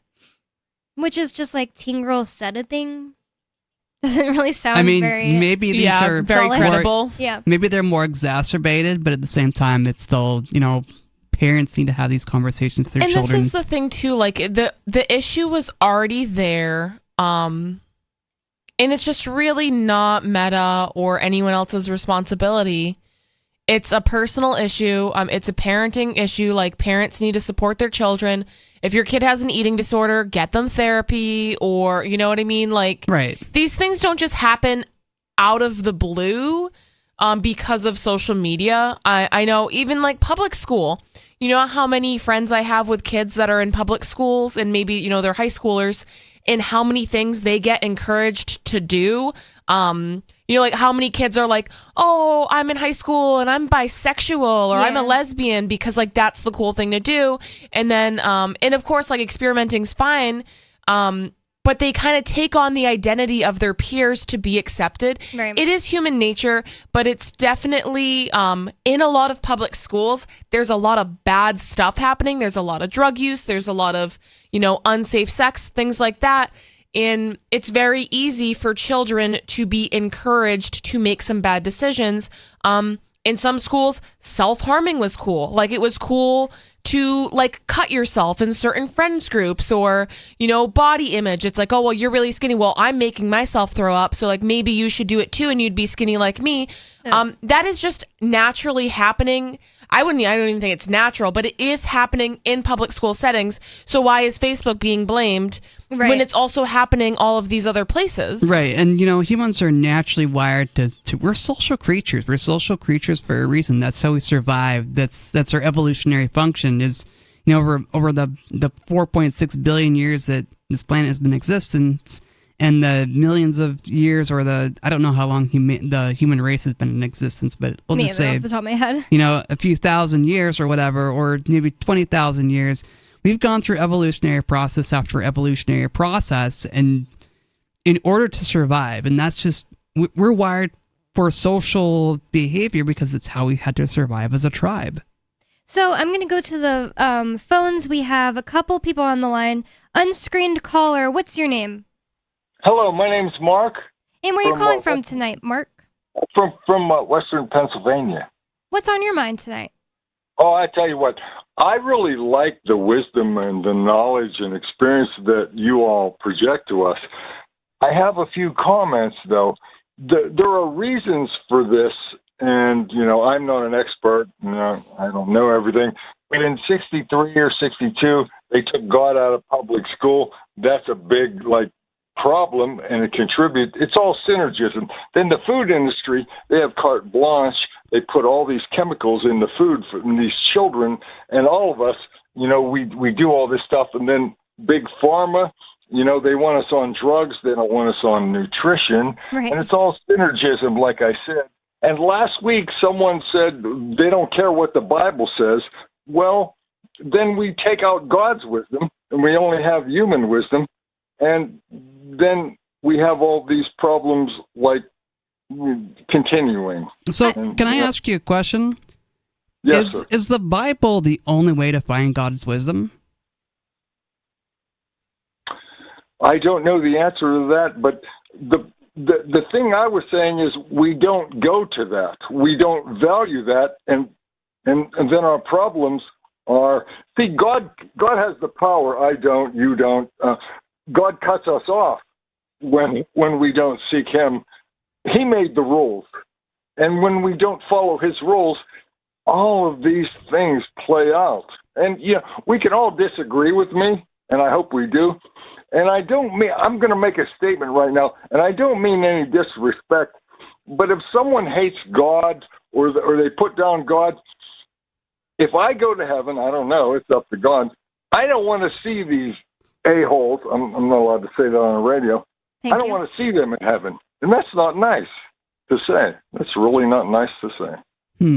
Okay, well, thank you for the call. Basically, all I would say to that is I don't think that government schools should be teaching any one specific religion, but I also don't think that they should be holding any kids back from practicing their religion, and I do think that they are, for the most part, not allowed to do that, so I think that's a good thing. And I also think that, if a kid wants to pray to any god in school, they should be allowed to, because these people are being forced to go to these schools. They should be allowed to read any sort of scripture they want to read, whether it's the Bible, whether it's the Book of Mormon, whether it's the Quran, whether it's the Tao Te Ching, any religious text. The government schools are not a place for religion to be preached in the classroom or prayers to be said in the classroom. But if a student at these government schools wants to go pray in private or have a private club or even whatever, I think that if they wanted to elect to have a class, on their schedule where they just go and read their own, religious text or whatever, self-study. It would be so much better for them than even anything they're going to learn in school. Absolutely. Most likely. I mean, once you get basic math and basic reading down, you're probably better off just reading the Bible in a class alone by yourself. If you want your kid to learn about Catholicism or Christianity or Judaism in school, insert religion here, then send them to a private school that teaches them that. I mean, as far as the government schools go, that's the separation of church and state. That it would be inappropriate to, you learn about religion in school, right? But it's not preached at you, and you're not... you just get a basic understanding. Yeah, you get a basic understanding of several different religions for educational purposes. It's not actually for worship. And if you are a Christian and you don't see what would be the problem with, public schools mandating Christianity as the one true religion and preaching it in school, just think how quickly that could be twisted if people allowed that. Yeah, suddenly or Satanism. Maybe some states decide, I want it to be Satanism, then they vote it in, and then Satanism is... It's just so easily... Yeah. It's just so silly, It's thank you for the call. Them kind of trying to force their religion. Yeah, and you don't want any you can't force spirituality on people. It's got to be something they develop on their terms. Maybe their family has a certain religious practice or religion they belong to or want to be part of. And that's one thing I would totally agree with Mark in the spirit of what he was saying, if not exactly what he was saying. Just that people in looking for wisdom, what to do with their lives, maybe people aren't looking enough to the unknown to God. It doesn't have to be the Bible specifically, Right. even though I think there's lots of good things to be gained from it. There's also, to me, I don't think that it is like the only place to gain wisdom. Like basically that what Riley was getting at. I like a lot of the things that Jesus said. I wouldn't really think that if people just went to the Old Testament and lived by that the world would be in any better of a place. I mean, it's a text about a God that is, killing people, whole races of people. He has a favorite. He has I think slaves the are okay. argument. I think the argument is made that the Old Testament in the Bible is all about the law, the justice of the law, and Jesus was to fulfill the law and bring the mercy. And it can be viewed that way, but at the same time, this Old Testament deity, this Old Testament God is endorsing slavery. That's why I don't believe it could possibly be the one true God. That's what I think. I don't understand how it's even just... I understand that apologistic look at the Old Testament. That's exactly how I was always taught it, was that, oh, well, that's what used to be. Then or Jesus came, fulfilled the law, and now we don't have to live by that law anymore. But in my opinion, like a being that is love, that can't do anything but love and be good and is goodness, how could it possibly behave like the God in the Old Testament? And if anything, I see it, the older I get, more as allegory, and there's a lot of really interesting things you can find when you're looking at it from that perspective. I don't know everything about it, but one person I like is Emanuel Swedenborg. He basically said, like, everybody at the time that he was writing, 1700s, listen, you guys have it all wrong. The Old Testament is all allegory, and he had so many spiritual experiences where he learned all kinds of crazy things that angels would come to him and tell him about the Old Testament, and it kind of makes sense if you look into it. And I find that to be really interesting. That's why I haven't really completely that definitely thrown does it out. sound interesting. I mean, the story of Adam and Eve could be an allegory. The story of Noah and the ark could be an allegory. Right. Definitely an interesting take. And so that's why I just don't think it should be like thrown out, never looked at. It's just that there are people who say they've been living an unreligious, completely materialistic, selfish life their whole life, then they hit rock bottom, and then they turn to the Bible because they're like, this will save me. Oh, I've always heard that this helps people. And then they're just like, so it says here, and then they're just taking it super literally, and I don't think that it makes them better people for the most part. No, it's coming back to the addiction thing. They're chasing a different addiction. They're chasing a different lifestyle. Well, it's a savior, It's Yeah. like to take some of that responsibility off of themselves. Right. That's so true. And that's how that's how religion can be problematic, is it's presenting itself as the savior. There's wars over you don't religion, have to change right? yourself. You don't have know to what I make mean? yourself a better person. And you just have to, or like repenting, right. like with in the Catholic faith, you can kind of do whatever you want, and then you just go and you repent and you say your sins to the priest or whoever is receiving. See, this is where I think people misunderstand repentance. I think repentance should be a process of changing to become a better human being at the end of the day. Yeah. I agree. We do have another caller on the line. Unscreened caller, what's your name? You're on Free Talk Live. My name is Ridley, and I am also known as Ridley in New Hampshire. It's good to hear your voice, Ridley. Thank you. What's on your mind tonight? I promised that I would call in again with like an update on all of the adventures that I had on October 2nd and 3rd. I went on a Ridley rampage and, went to a bunch of government meetings and tried to film and see what would happen. So something interesting happened on the 3rd while I was at Concord School Board. So I stood right outside the building and just questioned school board members as they were going in. And one of the questions I like asking that I haven't asked in the past is, do you have a sense of how many people have been unable to continue living in their houses because of your school tax? Wow. Yeah, how many people? That's a tough question. How many people has that kicked out of their house? Do you have any sense? And so I think it was the first lady who I asked this question to, she started answering like, oh yeah, we don't know. I don't know. We don't keep records of something like that. And you're not allowed to film me. They're so silly. They really believe that you're not allowed to film them in public while they're being public officials. No, they're not aware that, here in New Hampshire, at least, we libertarians are willing to push quote unquote public officials by getting them on camera and having them answer questions like Ridley does. He's very good at it. And you're absolutely legally allowed to, so it's just so silly. They're so ignorant. Anything else, Ridley, that you, anything else interesting that happened? So that wasn't the end of it. She goes storming into the boardroom wherever they meet, and other people were trickling in, other board members, and I was asking them the same kind of question basically. Then board members started coming out of the board meeting to confront me and tell me that film that I got of them 10 minutes ago, I'm not allowed to use that on my YouTube channel. Interesting. By what? Just because they're saying that they think that they can just say it and that makes it true, or are they saying that there's a law that says that? I don't understand. So the first lady who went in said, well, this is a two-party consent state. She's saying that you're not allowed to film unless you get the, or to audio record at least, unless you get the permission of the person who you're recording.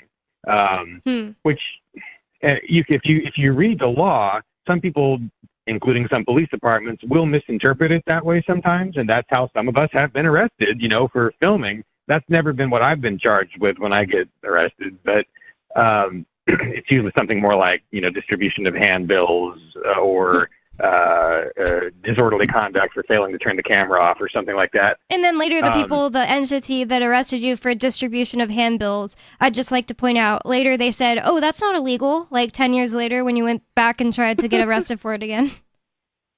Right, yeah, that's the feds in that case.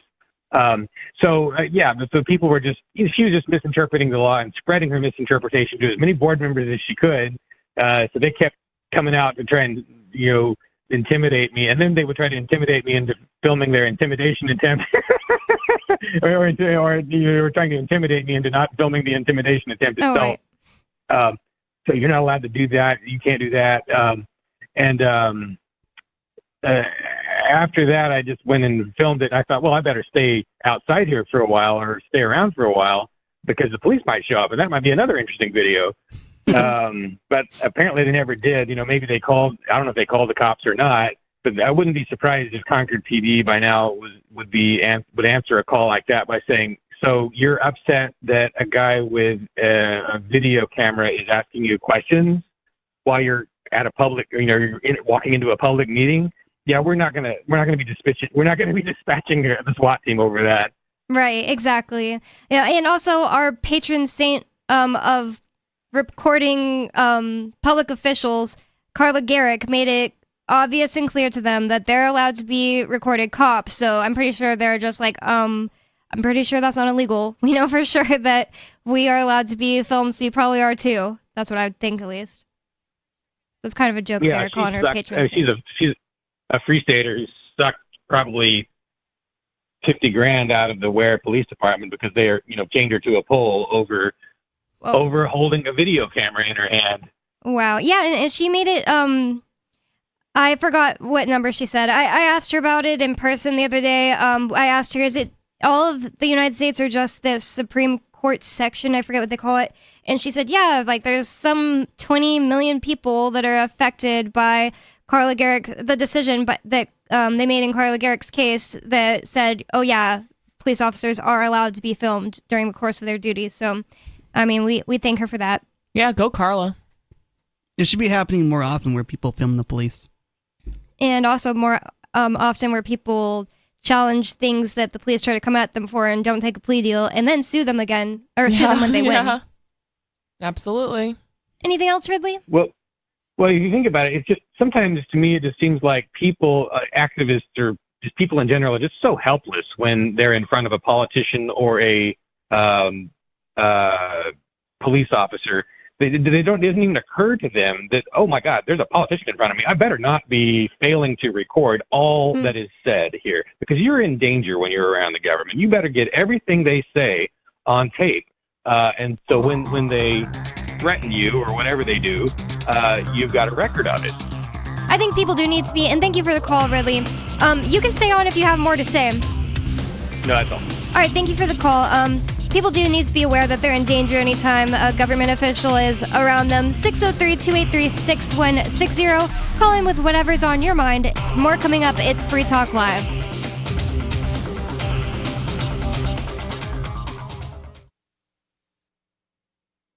Excuse me, is this where I get a license to start a new business? I wouldn't be hasty. You have to get a license to go out of business, too, you know. Oh, well, look, I've invented this little anti-gravity machine, see? Oh, is that why you're walking 2 inches above the floor? Oh, yes, it's very comfortable. It saves on shoe leather. Yeah, well, you have to fill out these forms and report to the Human Services Department of Manpower Orientation and register with the Fair Employment Practice Commission, the Wage and Hour Division of the Employment Standards Administration, the State Sales and Income Tax Division, the Internal Revenue Service, and the Social Security Administration of the Department of Health, Education, and Welfare, and, of course, OSHA. OSHA? I thought that was a little town in Wisconsin. You'll find out. Say, floating around like that could be dangerous. Have you checked with the Consumer Product Safety Commission? Well, not yet. Come to think of it, you actually are flying, aren't you? Look, you need to go over to the Federal Aviation Administration and the Transportation... It's very hard to get anything done these days if you're in business, but free enterprise built this country. Think what could happen if we don't keep it free. A public service of this station and the Center for the Defense of Free Enterprise, Bellevue, Washington. We just can't have people floating about unregulated, you know. From Features Story News in Washington, I'm Nick Harper. US Congressman Mike Johnson has been voted in as Speaker of the House of Representatives. It brings to an end more than 3 weeks of a speakerless House, during which time Republicans have struggled to coalesce around a single nominee, leaving Congress unable to do any business. FSN's Benji Hire reports. 22 days, 14 candidates, 4 nominees, 4 floor votes. Finally, a victor. Mike Johnson, a staunch conservative from Louisiana, becomes the least experienced Speaker of the House to be elected in 140 years. He's never served in a senior leadership position or as a full committee chair. He now remarkably holds the gavel. His success follows multiple failed attempts by representatives to fill the role following the ousting of former Speaker Kevin McCarthy. With a new Speaker at the helm, legislation can be passed again. Johnson must oversee a slim Republican majority and navigate an impending government shutdown deadline next month, as well as White House demands to fund Israel and Ukraine in their war efforts to the tune of more than $100 billion. Donald Trump has been fined $10,000 for violating a gag order in his civil fraud trial. It's the second time that Judge Arthur Engoron, who's overseeing the case, has fined the former president over comments attacking court staff. Trump, his company and his 2 sons are being sued for $250 million over allegations they inflated their assets. FSN's Sally Patterson has more. Speaking to reporters, Donald Trump called the judge very partisan, with a very partisan person sitting alongside him. These comments, Judge Engoron ruled, were a blatant violation of his gag order. Trump's been repeatedly warned against verbally abusing or threatening staff, including the court clerk. Last week, he was fined $5,000 and told he could be imprisoned if it continues to happen. The United Nations Security Council has once again failed to pass a resolution on the situation in the Middle East. Both the US and Russia tabled separate draft resolutions in the Council. Neither of them passed, leaving the matter unresolved once more. FSN's Jody Jacobs has more. Some may say the impasse in the Security Council was no surprise. Another attempt to pass a resolution on the Middle East in the Council failed. The US resolution, which both Russia and China called too political and ignored the inputs of members, was vetoed by the 2 countries. The Russian resolution, which calls for an immediate humanitarian ceasefire, did not garner sufficient votes and also failed. And while the fighting continues in the Middle East, the United Nations' most powerful body, the only organ whose resolutions are binding on all member states, is once again left paralyzed. Jody Jacobs, New York. From Bureaus Worldwide, this is FSN. You can stick it to the man and big tech. Join our FTL social mastodon at social.freetalklive.com.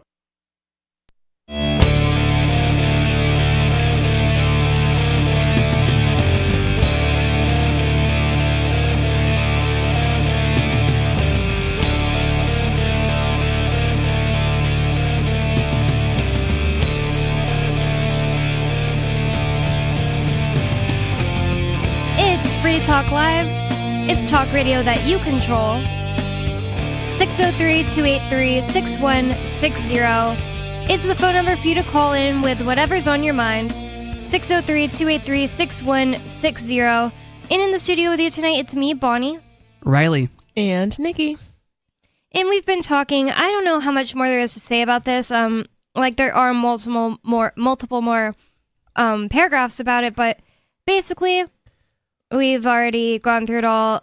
Yeah, and New I think Hampshire. we've said our Right. piece on it. Yeah, pretty much. It's I pretty think we've silly. covered it. Yeah. Basically, New Hampshire is suing, and 43 other states out of 50, suing Meta over being addictive to children. And this other article we have is pretty similar.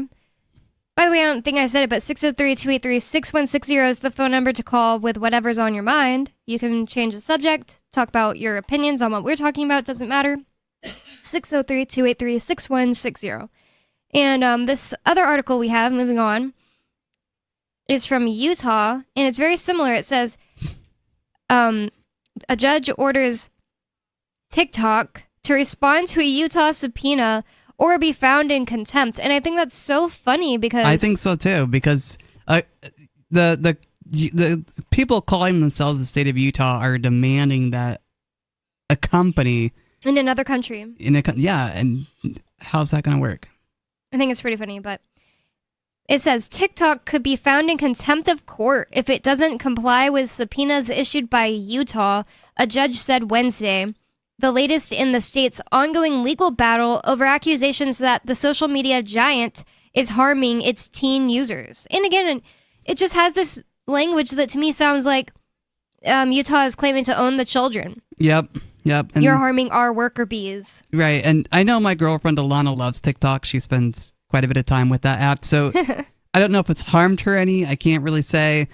But at the same time, Does she break out into dance a lot? I've never experienced her breaking out into dance, so I don't think she's that crazy about TikTok. But maybe she is. Maybe she's secretly dancing right now. I don't know. But basically, I could see where they're coming from, saying it's addictive and it makes people act a certain way. Again, it's the same thing. I just don't see how the government has any say so. It should just be parents parenting their children, and that's all there really is to it. But the government has to government, so they're going after this company in another country. Yeah, pretty much. And, TikTok might be an addictive app, but at the same time, parents gotta parents. Another thing that's funny about this is you kind of read this story, and maybe if you don't know, it sounds like there's two different entities talking to China or this Chinese company, but it's really the same entity. It's, TikTok could be found in contempt of court if it doesn't comply with subpoenas issued by Utah. Like, that's one entity, and the judge is a separate entity. No, they're the same thing. Mm-hmm. Utah is the same group of criminals that the judge works for. Yep. And it's kind of funny that the judge is doing the bidding of the other criminals in the same exact group and acting like, oh, it's not like this Chinese company is going to get an unfair trial. We're just working together to subpoena you. It's pretty funny. But we do have a caller on the line. David in New Mexico, you're on the air. What's on your mind? She said, entities. Let's see, what is on my mind? Not much, apparently. You're talking about companies, media companies happens to be, like TikTok or Facebook or whatever. And that's on the internet, and they're basically media companies. How about radio companies like that KOTEX, Bloody Mess Radio in Golden Showers, Arizona? They're damaging mental health just using the radio, not even the internet. By airing your calls. Actually, they do use the internet too, though, because they're like on Rumble and Simple Radio and TuneIn and stuff. How are they damaging people's mental health, though? Well, have you listened to them? Like that Michael Fagwood guy in the afternoon damages your mental health. I mean, they're always talking about perverted sex stuff, and then they always are crying about the state of politics and such, but they never actually do anything about it. Well, then don't listen. Run their mouth, if you're so concerned about your mental health being ruined by these people, don't listen to them. Oh, not mine. I'm concerned about yours. Well, I don't listen to them either. So. Well, thank you for the call, David. I think the one of the bigger reasons why this exact lawsuit couldn't be made against a radio station is because they can't really claim that a bunch of children are being harmed, can they? They can't say, oh, it's for the children, because children aren't really listening to the radio. Especially not in mass, like TikTok. Well, actually, I remember last Christmas, I said that Santa wasn't real. Oh, no. And somebody called in really, really angry and was like, I listened to this show with my 2-year-old daughter. or whatever, granddaughter, or maybe not 2 years old, but like it was very young, and I was just like, I'm very surprised that you're listening to this show in particular with a young child, because we're not necessarily child friendly. No, not really. I mean, nothing we say is like too bad, and like the stuff David was just talking about with like the perverted sex stuff, and like we're not like, this isn't kindergarten. We're not gonna like talk about sex and stuff like that, but it was pretty funny. Well, sometimes we do get into shocking topics. We are kind of the shock jocks of the radio world. That's true. Well, we do have another chronic caller on the line. Sarah in New Mexico, what's on your mind? Oh, I don't think she was expecting that. Oh, wait, did I click the wrong? No, I clicked the right button. Sarah, are you there? Sarah? Call back, Sarah, if you can hear me. 603-283-6160 is the number for anyone to call in if you have something on your mind. Going back to this article from DeseretNews.com. I think Sarah is calling back, actually. It could be her. It's going to pop up the name. Yep. Sarah, are you there now? Oh, yes. Can you hear me? Yep, I can hear you loud now. and clear. What's on your mind? Oh, okay. I don't know. I got fumbling around. Anyway, so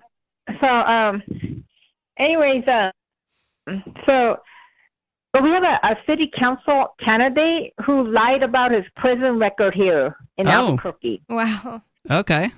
Well, so you remember Pena? Remember he was a convict a while ago that was running for state representative, and he shot out other candidates' house before. Yeah, you talked about that when at least I think Aria and I were on. Maybe Nikki remembers, but there was a candidate that shot at another candidate's house when his wife was home. Oh wow, that's crazy. In New Mexico, yeah. Well, now we have a candidate who's lying about his prison record, that he never went to prison. Huh. So he said he was homeless. He had a heroin addict now, just to kind of make himself more real to the people in that district. Like, he was homeless, he was a heroin, now he's a barber. And so they found no record of being in prison in Santa Fe. I thought you were going to say the opposite. So he said he was in prison, but he wasn't? That's correct. That's correct. That is so strange. That is strange. Like, why would he want to claim that he's in prison? Yeah, when that's he like the wasn't? opposite of what anyone else would do. Like she's saying, yeah, he's trying to be relatable. Right. It's so funny. That is strange. Wow. He tattoos a teardrop on his face. Right. To look like he's been in like prison. a gang member. Yeah. That's pretty funny. It's interesting. Politicians just love to be relatable, I guess. So what do you call that when they do that? You know how people hide their Lying? DWI and they hide their bad stuff on the record? But they lie about it. So they can run for office. In this case, they're fabricating their prison record that they never went to. That's really funny, actually, Sarah. I think that it's lying, and I think it's immoral to lie to get votes. But I also don't think that the government should, go after him and give him a real jail sentence over it or anything like that. I just think people should laugh at him for lying and not vote for him, I guess. He should just suffer regular consequences for it. Well, the thing is that since he's on the ballot, his name's Abel. I don't know, his Otero or something. So once he's on the ballot, you can't take it off. So the election has been going on. So what he's going to do, he can't canvass. He cannot go knock on doors. I'm running for so-and-so. I'm so-and-so. And then all of his people have to stay out of it. But the thing is, I think he must be our guy that we're supposed to vote for, because the Pat Davis, the counselor before, the vacating counselor, has said that he's the one that I endorse. So, if Pat so you're going to vote for Davis- this guy that's lying? The thing is, he's relatable. the thing is that I can't vote. I don't have a counselor. I'm the odd. The 1, 3, 5, 7 those are the even people. Okay.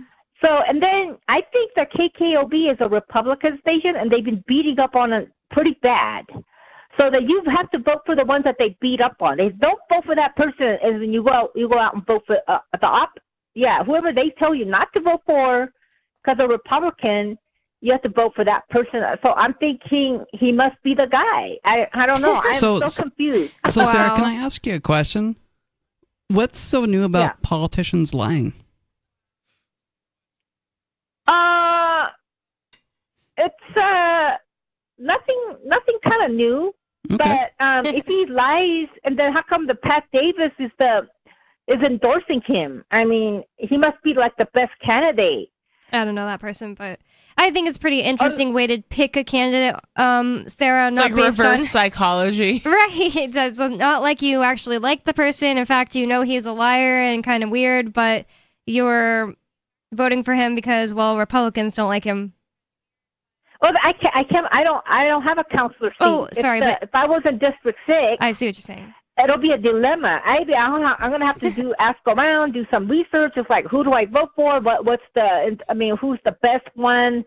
You know what I mean? Because that'll be stressful. But I'm not voting for that guy. But I think it's so silly. It's so comical. I think we're making like national news of like the most ridiculous candidates in the nation. Oh, I'm sure. It's pretty funny. That is pretty funny. Thank you for the call, Sarah. We have another caller, unscreened caller. What's your name? Tony, Tony, where are you calling from tonight? Oklahoma.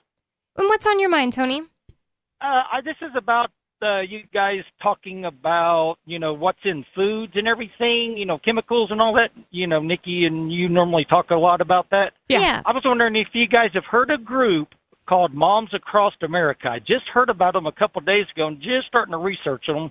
No, I haven't. I was wondering, they do a lot of like school foods, testing it, and fast foods, and coming up with basically, like you guys were saying, a lot of stuff that are chemicals that are in the foods. And they're like you, buy organic, this and that. I'm like I said, just starting to read a little bit about them. You said it was. Wondering if you guys have heard them. I haven't. You said it was Moms Across America? Yes. Okay. Yeah, I'll definitely look into them. I love moms groups. You know what? I will say, moms really get stuff done. Especially when it comes to children. Like a lot of the people who were like really into like the health freedom movement and like the anti mandates and stuff like that. A lot of them were moms that were just fed up with the state telling them how to raise their kids. Go figure. People who have a reason to care wake up and do something. Yeah, and it's almost like I don't know, and it's like the maternal instinct, right? Like your job is to protect your kid. So if they're being poisoned at school, and that doesn't surprise me. and even like caring about other people's children as well, and just like your community in general, like McDonald's and all of those really unhealthy foods. I mean, like fast food is unhealthy and it has unhealthy ingredients, but when it has like actual toxins, like neurotoxins, I mean that's when.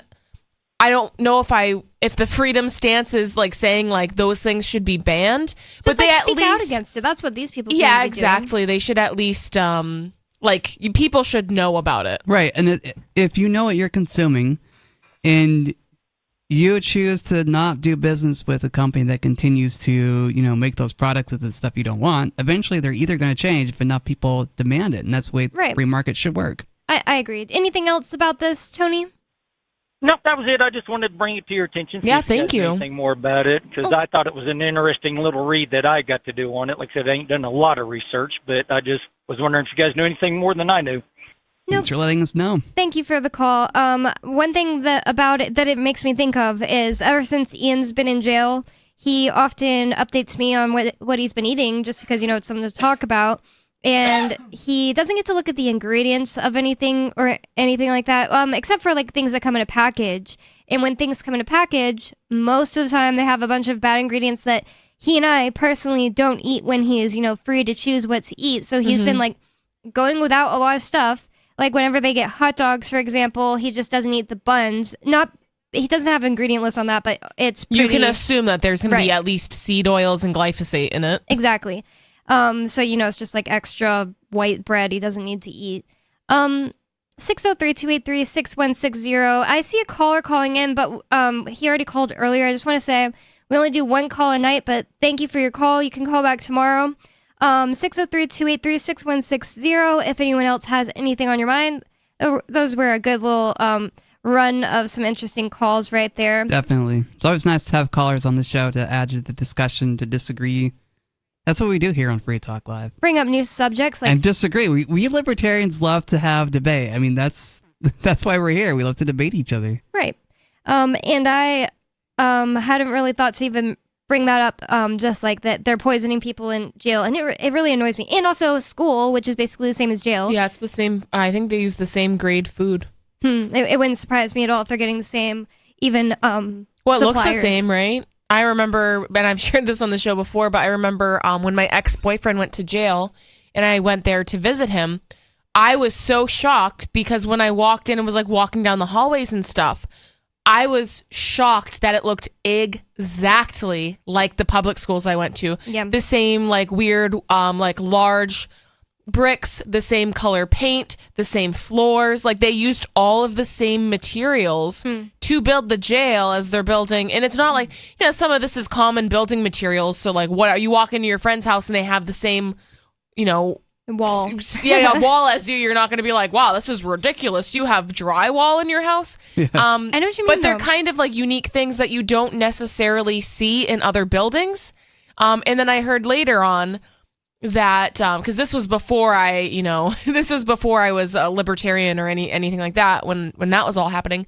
But then later on, recently, I heard that the same architect was used to build some of the schools in the area, like specifically some of the schools in the area and that county jail. And I was like, well, that makes sense because they look exactly the same. It doesn't surprise me at all. So many government buildings in Texas, like the few I ever had to go to, like I never even got pulled over in Texas, looked like my school as well. I've never Googled it, but it was probably be the same architect that built that.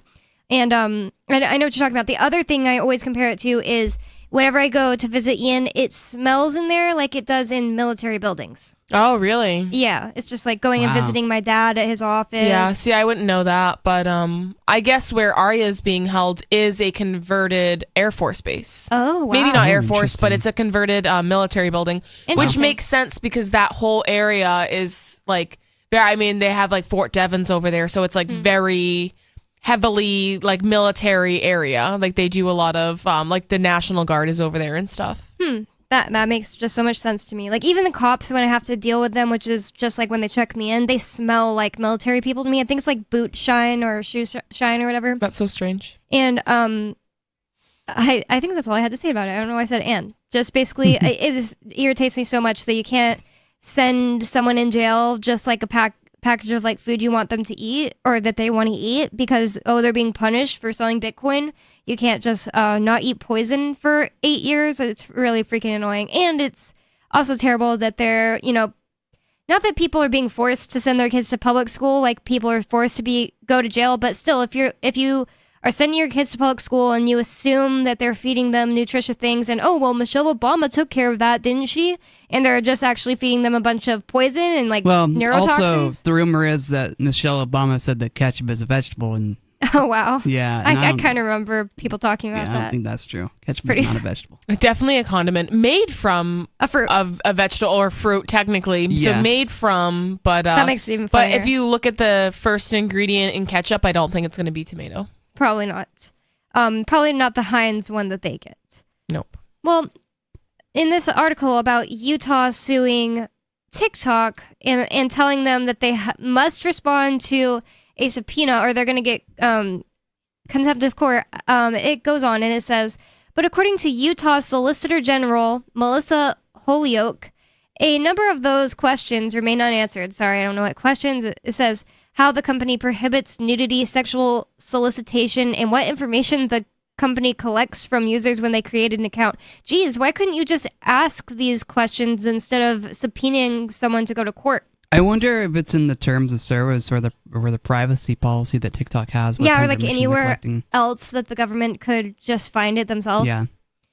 It says, during a hearing Wednesday, 3rd District Court Judge Mark Chorus warned attorneys for TikTok that it risks being found in contempt if it doesn't respond by a newly set deadline.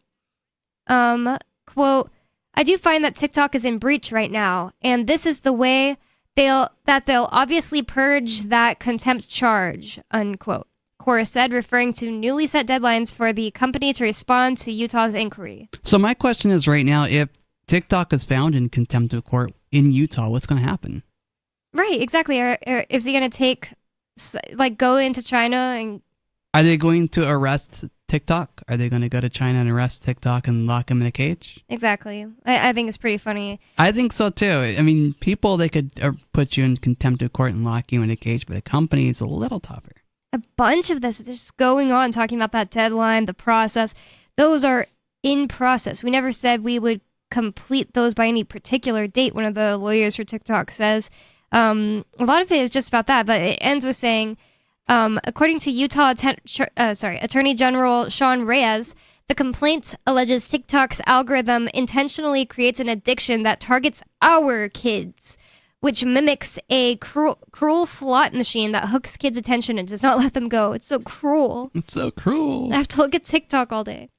It says he also accused TikTok of misleading the public about its connection to ByteDance, its Chinese parent company, claiming the company is siphoning large amounts of personal data from our kids every time they use the platform. Well, your government's doing the same thing, and you know what? Right. They're going to buy the information from these people, so... That's so true.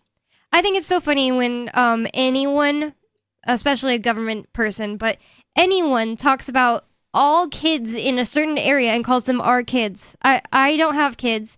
Imagine if I was just saying, our kids are suffering from blah, blah, blah. It just sounds so stupid, but people don't think twice. They just think of kids like property. Parents, again, I'm collectivizing here, but the parents do want to protect their kids, as we talked about earlier. And, when the government agents talk about our kids, it's designed to evoke that emotion of, I want to take care of my kids, and thank you, Attorney General Sean Reyes, for protecting my kids for me. It's just so odd to me, though. Like, I would think it would make more sense if they were saying your kids or people's kids. It just sounds so weird when even someone who has kids... It's a very, it's like a communist type of view, you know? It's like the way for possession. the so-called Attorney General to feel more like, oh, I'm with you here, too. Yeah. Right, but to me, it always just sounds like they're saying, they're all mine, and it's weird.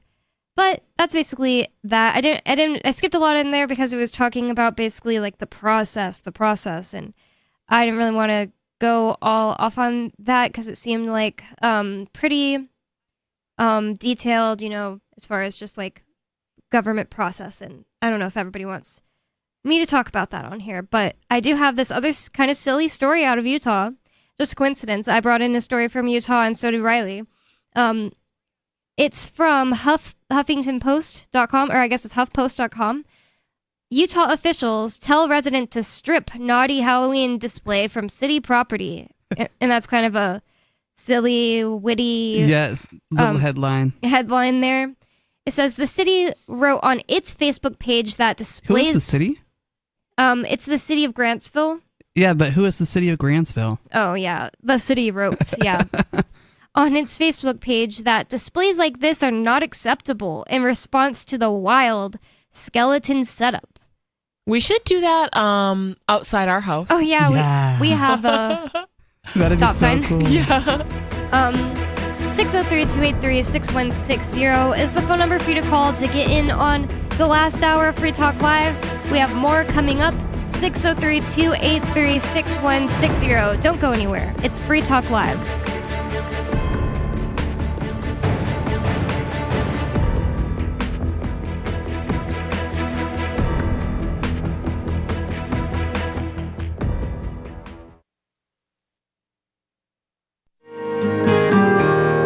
So the protection of life, liberty, and property is what the Free State Project is all about. But it's an effort to move 20,000 people who understand. It's about demonstrating to the entire country that, yeah, we can have a free market, a truly free market. Making it just a freer, great place to live.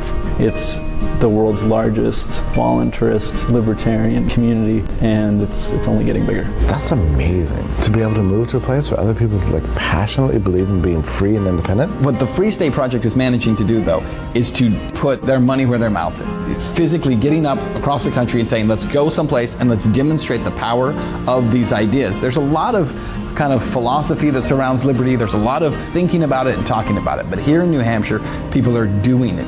101 Reasons Liberty Lives in New Hampshire, a documentary by Free State Project Early Movers. Watch it free at 101reasonsfilm.com. 101reasonsfilm.com.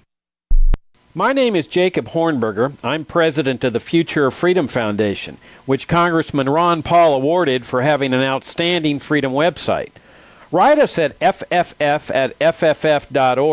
and we'll send you a free 3-month subscription to our monthly journal of libertarian essays and our booklet, Economic Liberty in the Constitution, which George Mason University economics professor Walter Williams praised in a recent column.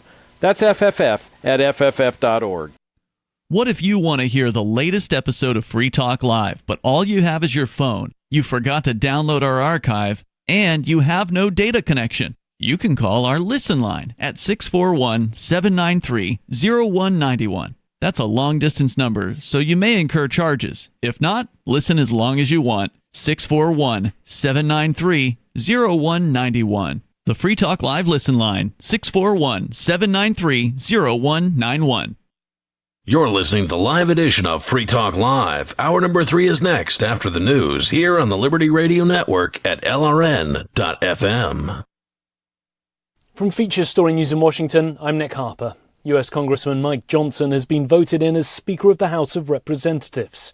It brings to an end more than 3 weeks of a speakerless House, during which time Republicans have struggled to coalesce around a single nominee, leaving Congress unable to do any business. FSN's Benji Hire reports. 22 days, 14 candidates, 4 nominees, 4 floor votes. Finally, a victor. Mike Johnson, a staunch conservative from Louisiana, becomes the least experienced Speaker of the House to be elected in 140 years. He's never served in a senior leadership position or as a full committee chair. He now remarkably holds the gavel.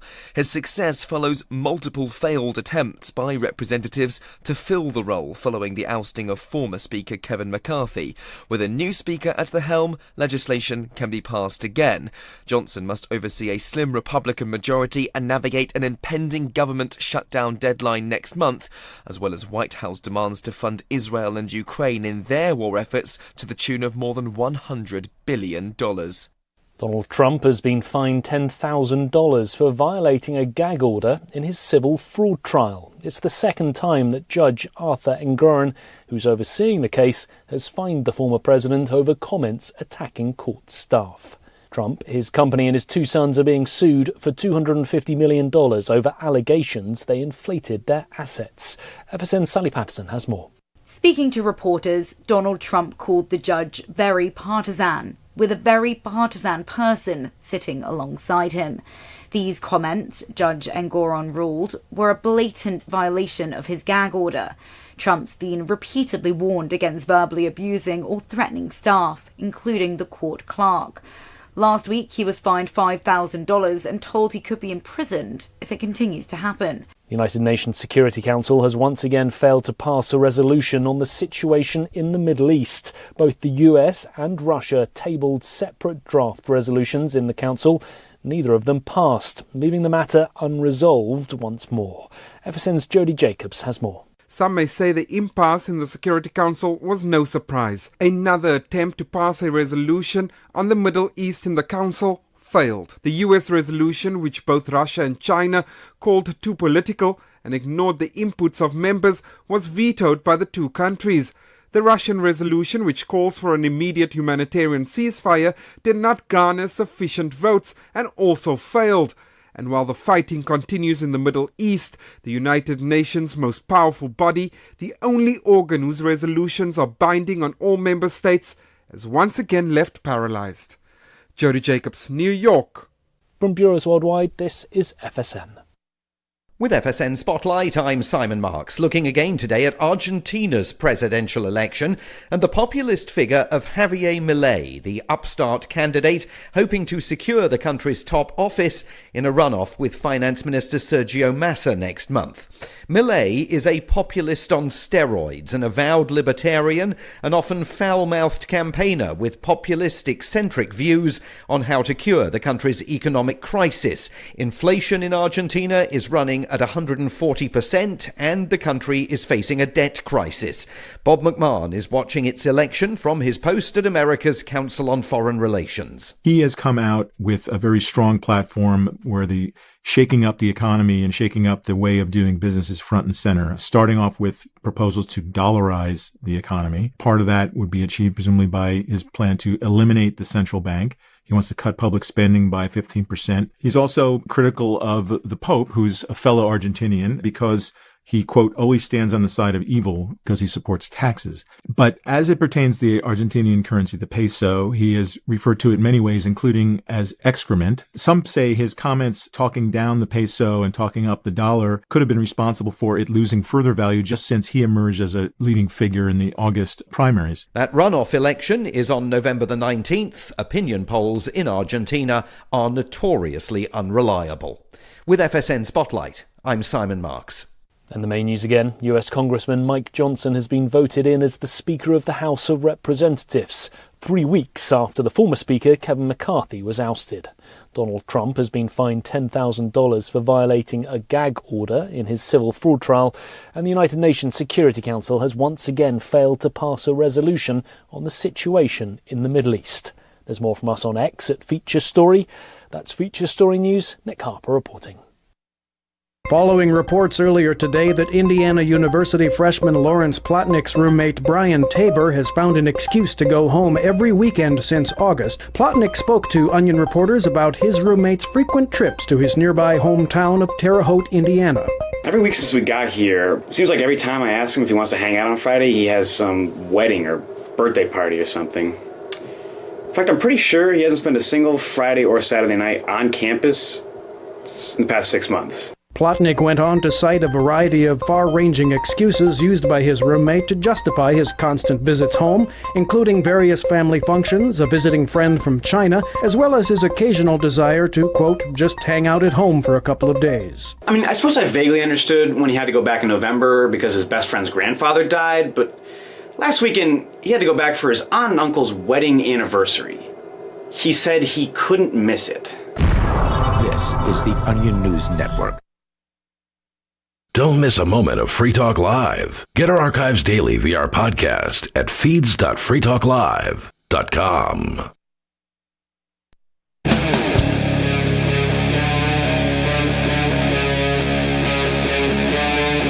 Free Talk Live.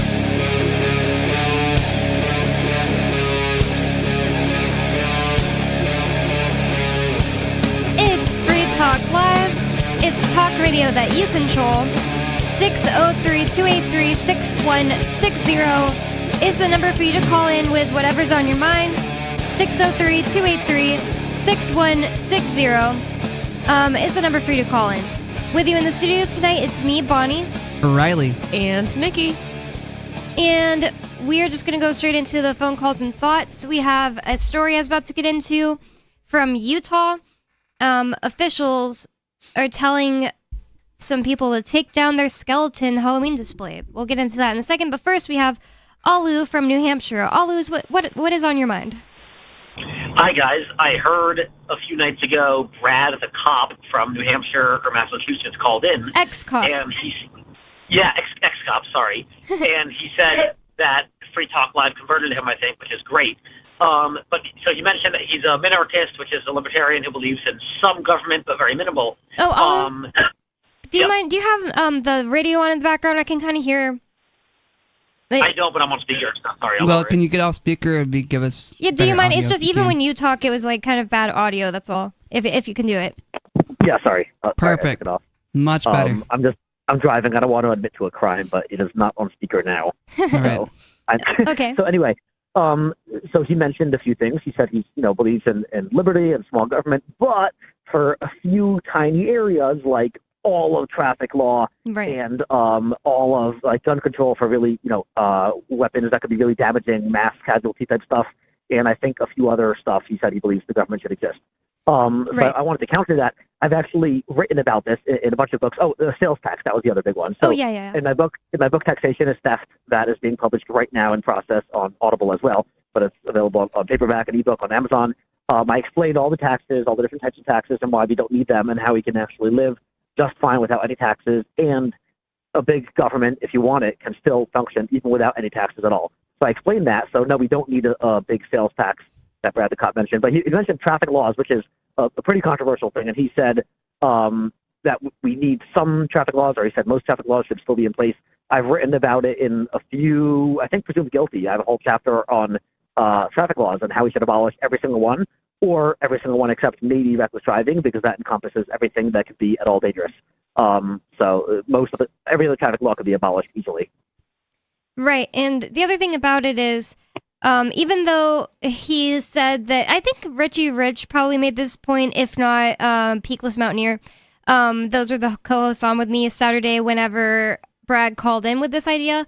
The thing that they did bring up, one of them, was that, so Brad's reasoning for saying this was, oh, well, I've stood in brains because of drunk drivers or just like bad drivers. And you know who else has seen brains on the street? Probably you. Yes, a certain anarchist who also worked in EMS for 12 years. But the in New York, point I've been on some that bad they days. made was that it's already illegal, and yet he was still standing in brains. I don't think laws are going to stop people from driving drunk, from having accidents. Yep. Yeah, that's a great point. Oh, sorry, I thought you had something else to say. Yeah, no, and then the third massive issue that he brought up was weapons of mass destruction. He mentioned nukes and other stuff and other chemical warfare type stuff. We addressed that in an article. The great Michael Sinello wrote an article for Liberty Block years ago, essentially saying, yes, the Second Amendment on principle protects nukes, the natural right to property and to self-defense and to weapons also protects all weapons, including nukes, and the founders would have protected it. But he said on a practical level, nukes should be legal because, as I think Peakless and a few others excellently said the other day when they answered him, right now the people who have nukes are the absolute worst people to have them, like Joe Biden, Vladimir Putin, Xi Jinping. Yeah. So if it should be regulated or limited to only a few people, the last people on Earth who should be the only ones with that monopoly on nukes, being Joe Biden, nobody agrees with that. Because maybe we should give the nukes to like the priests and the popes and the things like that. No. Yeah, but anyway, but on a practical level, Michael Sinello explains to have in possession a nuclear bomb, it would cost you like billions of dollars and like 100 years of research with 1,000 PhDs on your team. So who actually has it at their disposal? Again, except governments. Right. That's exactly what I've tried to say to him. Yep. They're impossible to attain just because the nuclear material, plutonium or whatever it is, would kill you. Like you would die to get exposed to it unless you had like a billion tremendous scientists or a lot of scientists working for you and billions of dollars in research and, the cement, laboratories and walls and boxes to contain it. So like nobody, it's not realistic to say, oh, but everyone will have nukes. It's so impossible to get for the average person. It doesn't make sense. But in the Pocket Guide to Killing Gun Control, one of my most recent books, I address this and I say all weapons in existence, everything that exists should be available to every person, especially if governments have it. Everything should be available. It's supposed to be an even playing field. That's natural rights in principle, and that's what the founders wanted, and that's what they wrote in the Second Amendment. I agree a lot. And the other thing, I already said this on Saturday, but maybe to people who weren't listening then, that I said to Brad when he brought up these three things that, like, he was basically saying, I'd be an anarchist, but these three areas are things I still think we need laws and government for. The main thing I wanted to say to him is I've heard people say that same thing multiple times. Maybe not the exact same areas are their problem areas / things they think are really important that we need the government for. But the thing I said to him was, if something is really important to you, why do you think it should be in the hands of the least responsible, least efficient, most immoral people? Yeah, I just don't get it. It's the most important thing to you that people don't have, weapons of mass destruction and that people drive safely, and you think that it should the responsibility should lie in the hands of the most irresponsible people on Earth. Yeah, so I want to tell Brad if he's listening, or you guys can tell him next time he calls. I would love to debate him. It'll be a nice, friendly debate. At the Shell and other places, they host Liberty debates. I would love to debate him on any of those three aforementioned topics, I think. That would be an interesting debate. Yeah, that would be really great. Thank you for the call, Alu. And Brad does call into the show. I think he could be, interested in it because he sounds pretty set on these things, and he, was willing to call in to people he knows disagrees with them, so maybe he would do it. It could be interesting. He's also writing on Free Keen again soon. Awesome. Oh, lovely.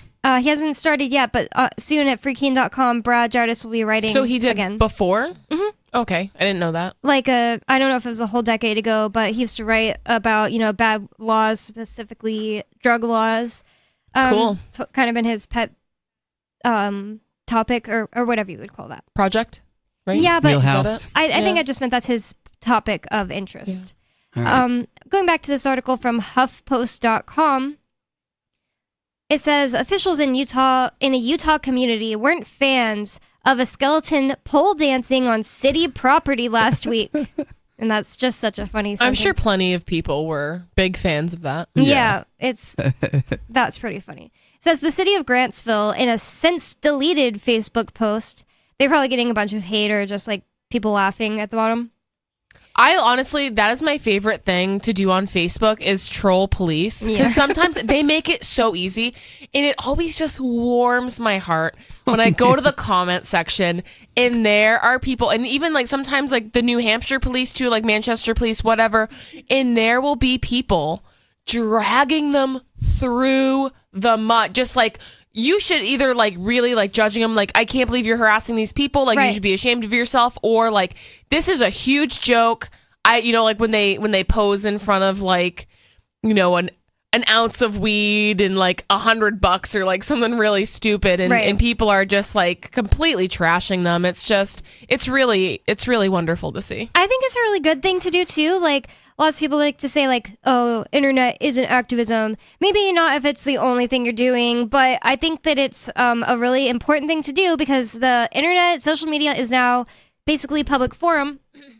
Like we don't really have like the middle of town where people go out and yell things. We have Facebook and things like that now. You have access to like millions, if not billions of people on the internet. You know what I mean? So like to me, like even commenting on stuff on Facebook, I mean, you could change somebody's mind. Like I think that is absolutely a form of activism. And I'm thinking of Carrie Wendler. I think that's her name. She makes these like Instagram reels. Like shorts, yeah. Yep. And they're just like really quick, great information, and she posts, like she cites her sources and stuff like that, like where she's getting the information from. But it's like a very like easy to read or like easy to listen to, digestible. Like you can just send it to your mom or your brother or your cousin, like your friend, whoever, and it could really change their mind and even just educate them about something that they might not hear anywhere else. So stuff like that, I mean, like that is absolutely a form of activism in my opinion. Like imagine if somebody's considering becoming a cop, they're like, oh, I don't know what I'm gonna do, I guess I'll become a cop, and then they see, anytime it pops up on their social media, they see cops being bullied and they're like, oh, I don't want to be like lame, I don't want to be like those people, and I don't want to get made fun of for doing my job, so I'm not gonna become a cop. Like that's great. And just like changing the public's opinion in general, I think it's great and important. And also the stuff... it's important to help people change their minds, even if it feels like they're about to die. Well, the city of Grantsville, in a since-deleted Facebook post, demanded that a Halloween display be stripped from a street sign. So my question is, was the sign covered? Could people still see the sign? I'm sure that they could. Or else they would probably have said something about that, Yeah. I can't see. I just got a picture, but I couldn't see the actual stop sign. But this one, it looks like it's in his yard. Like it doesn't even look like it's on a stop sign. It's on a pole. They did move it. They moved it. Oh, okay. So they moved it to their yard. I mean, it's hilarious. It says that's great. The display featured a skeleton working city property like a pole. What does that even mean? While other skeletons tossed money and watched from nearby folding chairs. Yeah, it's pretty hilarious. They have like flashing lights and the whole bit. That's awesome. Quote, displays like this are not acceptable, as it is against city code to attach anything to a street sign, unquote. That's what the post said. And the post noted that city officials would remove the display if the person responsible didn't take it down by 9 p.m. on Wednesday. That's pretty funny. Yeah. They had to make like a big deal out of it instead of just going and removing it. The person behind the display moved it before the city's deadline and reportedly used it as an opportunity to step up their decoration game too. The display, now moved into a front yard, features a new pole for the dancing skeleton, along with more skeletons, lights in the shape of a stage, and a tip jar, according to Salt Lake City's Fox 13. I mean, they might as well, profit off of this because now that it's on, I don't know if people are actually going to leave money or if that was their intention or if it was part of the prop. I didn't think of that either, but that'd be cool. But I mean, obviously, people are going to be driving from all over the state to go see this now. I mean, like, that's hilarious. And now that it's on the news, people are absolutely going to be traveling very far to see this. That's awesome. That was right by, the Walmart that was closest to me was in a town called Tooele. Tooele and Grantsville are basically the same place. I would definitely go see it if I still live there. Yeah. It says, the Halloween display has split the community, the outlet reported, with some deeming it inappropriate, while others have brought their own decorations and left money in the tip jar. Yeah. Wow, I love it. We're going to go tip them when we leave. We know what it's like to work for tips, Carrie Sly. Sex work is real work. It says a server at Grantsville's The Outpost said during a segment on the controversy posted to YouTube by Fox 32. So, I don't know. It's just it's kind of silly thing to say because it's not really a solidarity for the skeletons. It should be solidarity for the people who are being, threatened by the government to have their work taken down.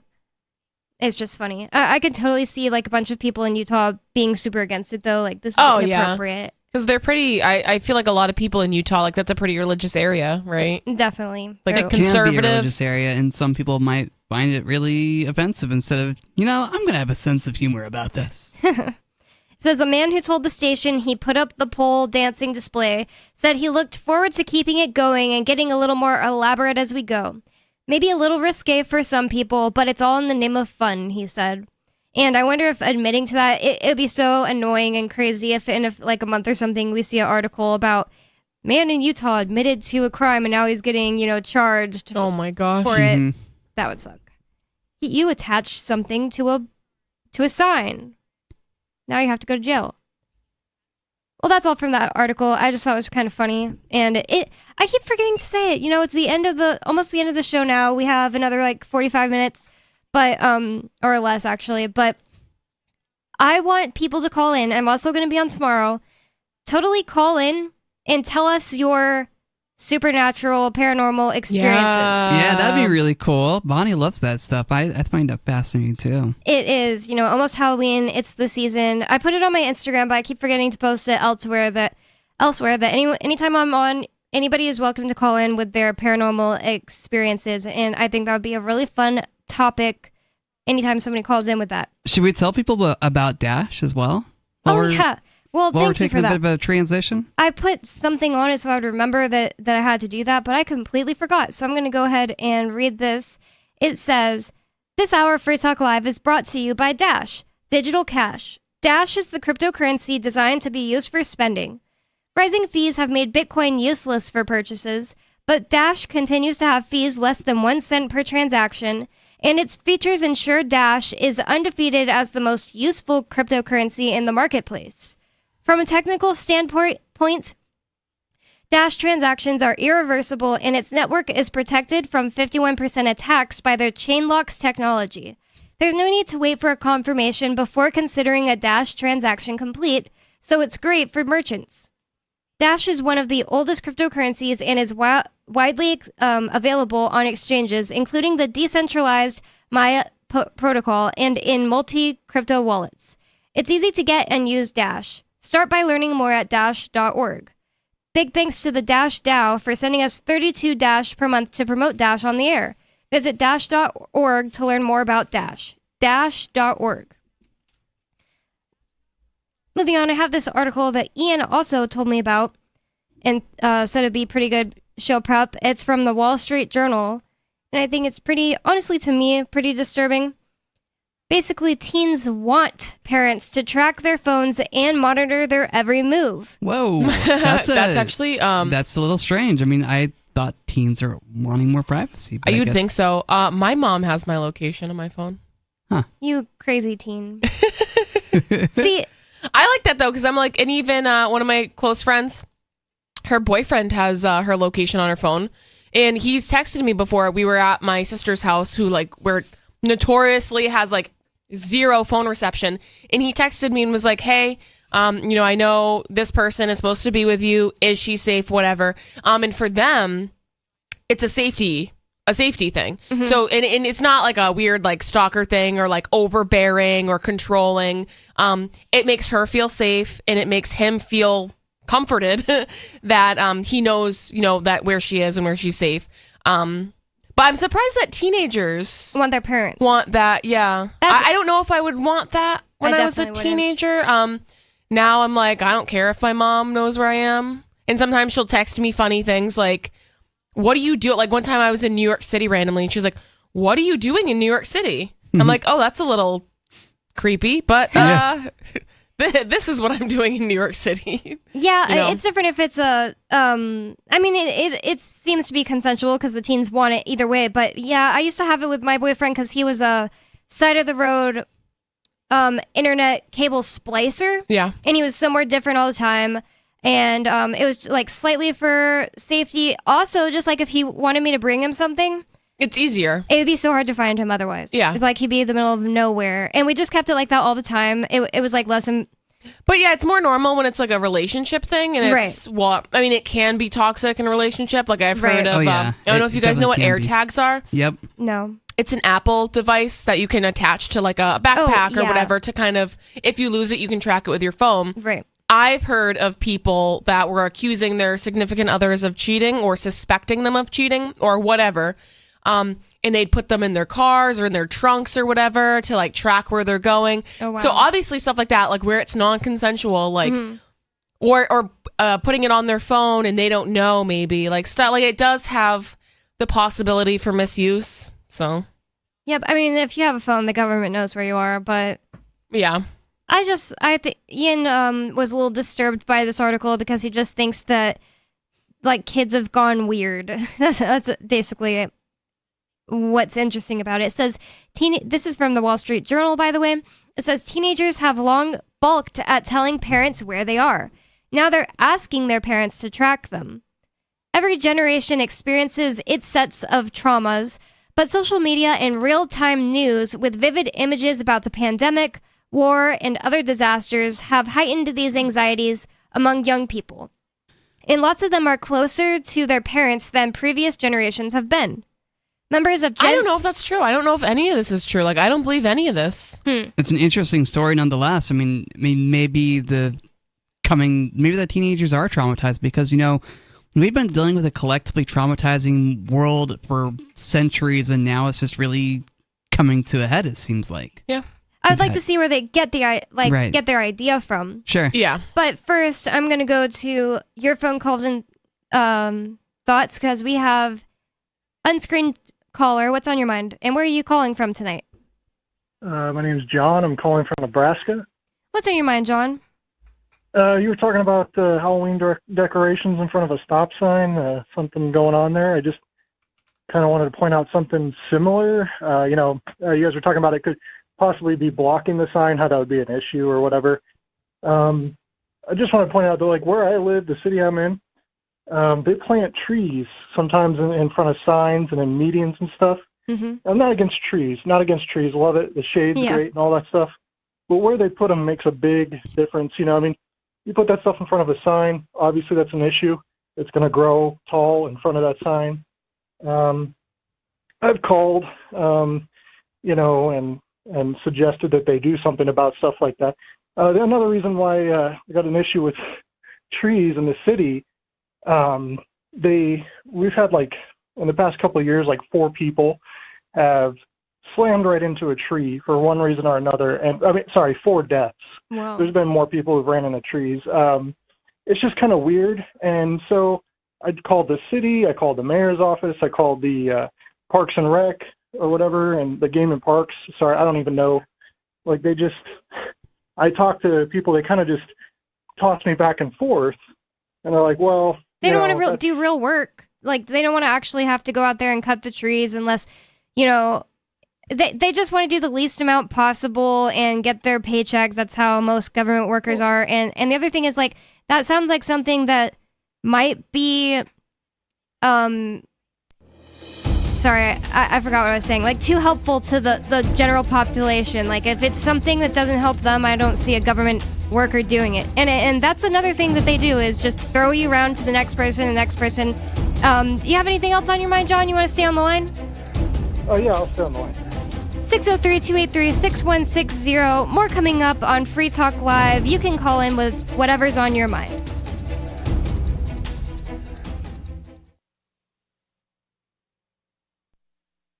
Anyone can publish on the internet, but not everyone is publishing material suited for online reading. According to the Yahoo Style Guide, it cautions that internet content has a few seconds, 3 or less, to encourage people to read more, to take action, or navigate to another one of your pages. So make it easy for readers to pick and choose. Isn't that the way you poke around online? Use short words, short sentences, short paragraphs, bulleted lists, and short pages. Front load what you write, putting the most important information at the beginning of headlines and paragraphs and sentences. Same goes for your keywords, what someone would likely type into the search box on Yahoo or Google. For more tips on communicating better online or in a job interview or everyday life, hit survivalspeech.com. I'm Holland Cook. From Feature Story News in Washington, I'm Nick Harper. US Congressman Mike Johnson has been voted in as Speaker of the House of Representatives. It brings to an end more than 3 weeks of a speakerless House, during which time Republicans have struggled to coalesce around a single nominee, leaving Congress unable to do any business. FSN's Benji Hire reports. 22 days, 14 candidates, 4 nominees, 4 floor votes. Finally, a victor. Mike Johnson, a staunch conservative from Louisiana, becomes the least experienced Speaker of the House to be elected in 140 years. He's never served in a senior leadership position or as a full committee chair. He now remarkably holds the gavel. His success follows multiple failed attempts by representatives to fill the role following the ousting of former Speaker Kevin McCarthy. With a new Speaker at the helm, legislation can be passed again.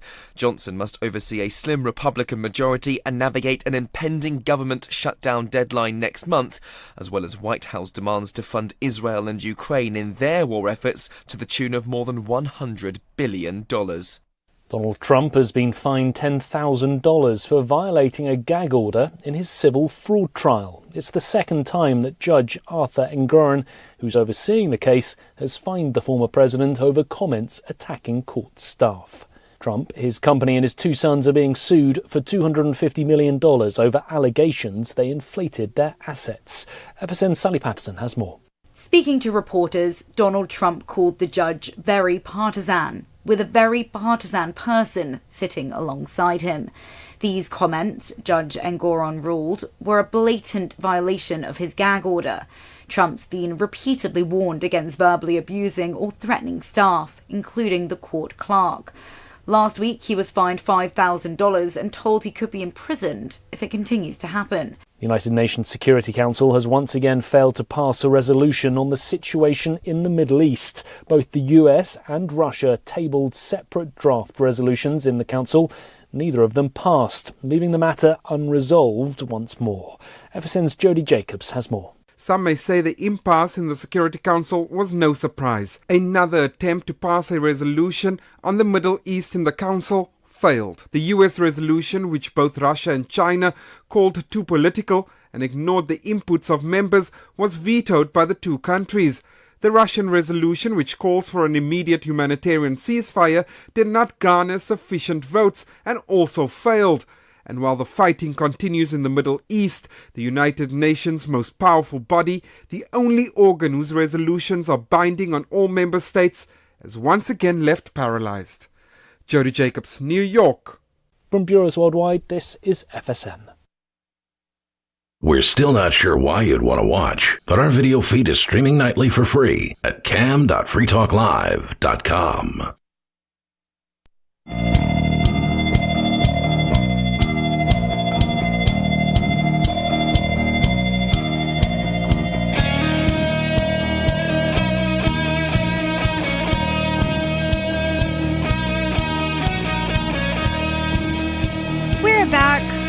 Free Talk Live, 603-283-6160. That's the phone number you can call to get in on the last segment with us, 603-283-6160. And it's Free Talk Live talk radio that you control. In the studio with you tonight, it's me, Bonnie. Riley. And Nikki. And I'd like to thank Jesse Thomas, who is a silver level amplifier. That means they went to amps.freetalklive.com. That's amps.freetalklive.com to help amplify, market, promote, and support Free Talk Live by giving a $5 a month. So thank you so much to Jesse Thomas. We really appreciate it. And if you're interested, listener, in becoming an amplifier, you can go to amps.freetalklive.com.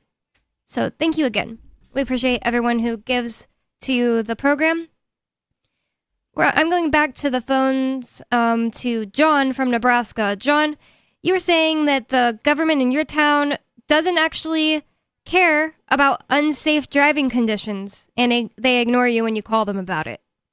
Yeah, sure. It's that, it's unsafe, but it's not necessarily always their fault. I would say that the drivers of these cars that are running into the trees just so happen to be like younger, not as experienced drivers, and most of them, it appeared to be that they were like on their phone or intoxicated or inebriated or whatever. But the point is when you point something out to the people who are doing these things and the people who are in charge of these things, the authorities or whatever, you try to be reasonable with them. Like, hey, listen, look, just go back and look at all the news articles of how many people you got running into a tree, in this area, or, in just where they're strategically planting this stuff and the signs. And I realize we have an app too. There's an app you can take a picture of potholes, report those, or tree branches that are in the way of signs, and they do go out there and take care of that stuff. But it does seem kind of counterproductive when they plant a tree right in front of a sign. It's obviously it's going to grow tall and block the sign anyways. Or maybe that's a money-making scheme that they have set up, or some sort of weird conspiracy plot. I don't know. Whoa, but, that'd be crazy.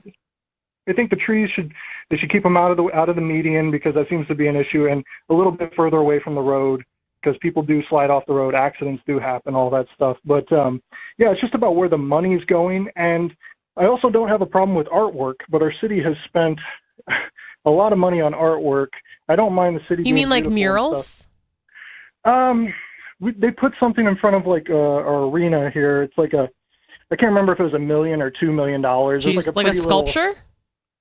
Yeah, I think it's like made out of metal or something. And then there's another one a couple blocks down that's like, it looks like a tower. But they spent a ridiculous amount of money on this stuff, and I was looking at that, I was like, you could have gave that to the homeless shelter, or you could have, and you like, could have used it. So to I will build a say, new road or one of the like local like towns that where I'm from, like that area, what they'll do is they'll have like different youth groups come, or art classes and stuff like that, like people who, and like actual like talented people, not just putting some crap up there, but they'll have local artists who are willing to dedicate their services to beautifying the city, and they'll make these really amazing murals. And I've seen that in a lot of different cities, and I was under the impression that those people weren't being paid to do stuff like that. Obviously, when you're talking about like 3D sculptures, that like the materials for that is a lot more expensive, and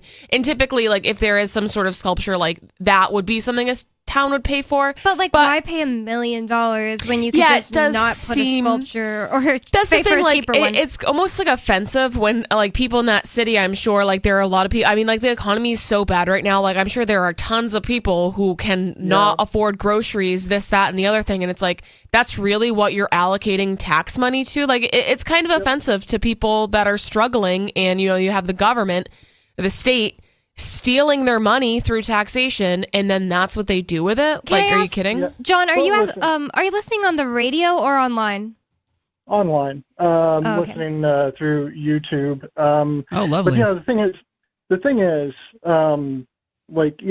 is just like city local stuff, and it is frustrating, and the money could go somewhere better. And I really think that people, I mean, we could go and say, like our government's sending money to go fight wars that we don't want to fight and stuff. I just really think this way more people need to get out and vote. And I just think we need to find more areas where we can agree where our money should be spent. I mean, I know that, left, right, in the middle, whatever, we just need to start thinking more reasonably, like what we're doing with our money. And I mean, I have nothing against trees or art, but I know that like war is definitely bad, Well, so I don't know. I just kind of feel like we all need to start. I don't know what if there's any websites or somebody has a suggestion where, people could, maybe find better ways to spend their money. I don't think that you're ever going to, and thank you for the call, but I don't think you're ever going to get to a position where everybody in an entire town in Nebraska agrees on what to spend money on. That's why taxation is not the best system or plan to use to spend a whole bunch of people's money. I think that it could be done better, could be done differently. People could just spend money on what they wanted to spend their money on, and other people spend their money on something else. And honestly, I would never choose to buy a sculpture for $1 million, and it would really annoy me too if I knew a bunch of my money went to that. So, thank you for the call, Tom. I asked if he was listening on the radio because, maybe people in his town would hear it, but since it's not, it's like maybe go to a town hall meeting and talk about that kind of thing, Yeah. Moving on, we have Tom in New Hampshire. Tom, what's on your mind tonight? Well, there's some people in the liberty movement who seem to want to do away with the government, and they want to eliminate the government. And some people seem to want to just bind the government down with the chains of the Constitution, they used to say, or even beyond the chains of the Constitution, the non-aggression principle. And it's when the War of the Rebellion was going on, the Confederates were not out to destroy the federal government of the United States. They were only out to push the federal government to grant a peace treaty. The federal government was out to destroy the Confederate government. And the Mexican-American War, for example, it was fought to push the Mexican government to buckle, capitulate, and sign a treaty of peace with the United States, defining the boundary line at the Rio Grande. So once the U.S. government troops made it to Mexico City, and they could easily attack the Mexican Congress, but they'd rather just wait and let the Mexican Congress pass a thing saying, yes, we accept that treaty.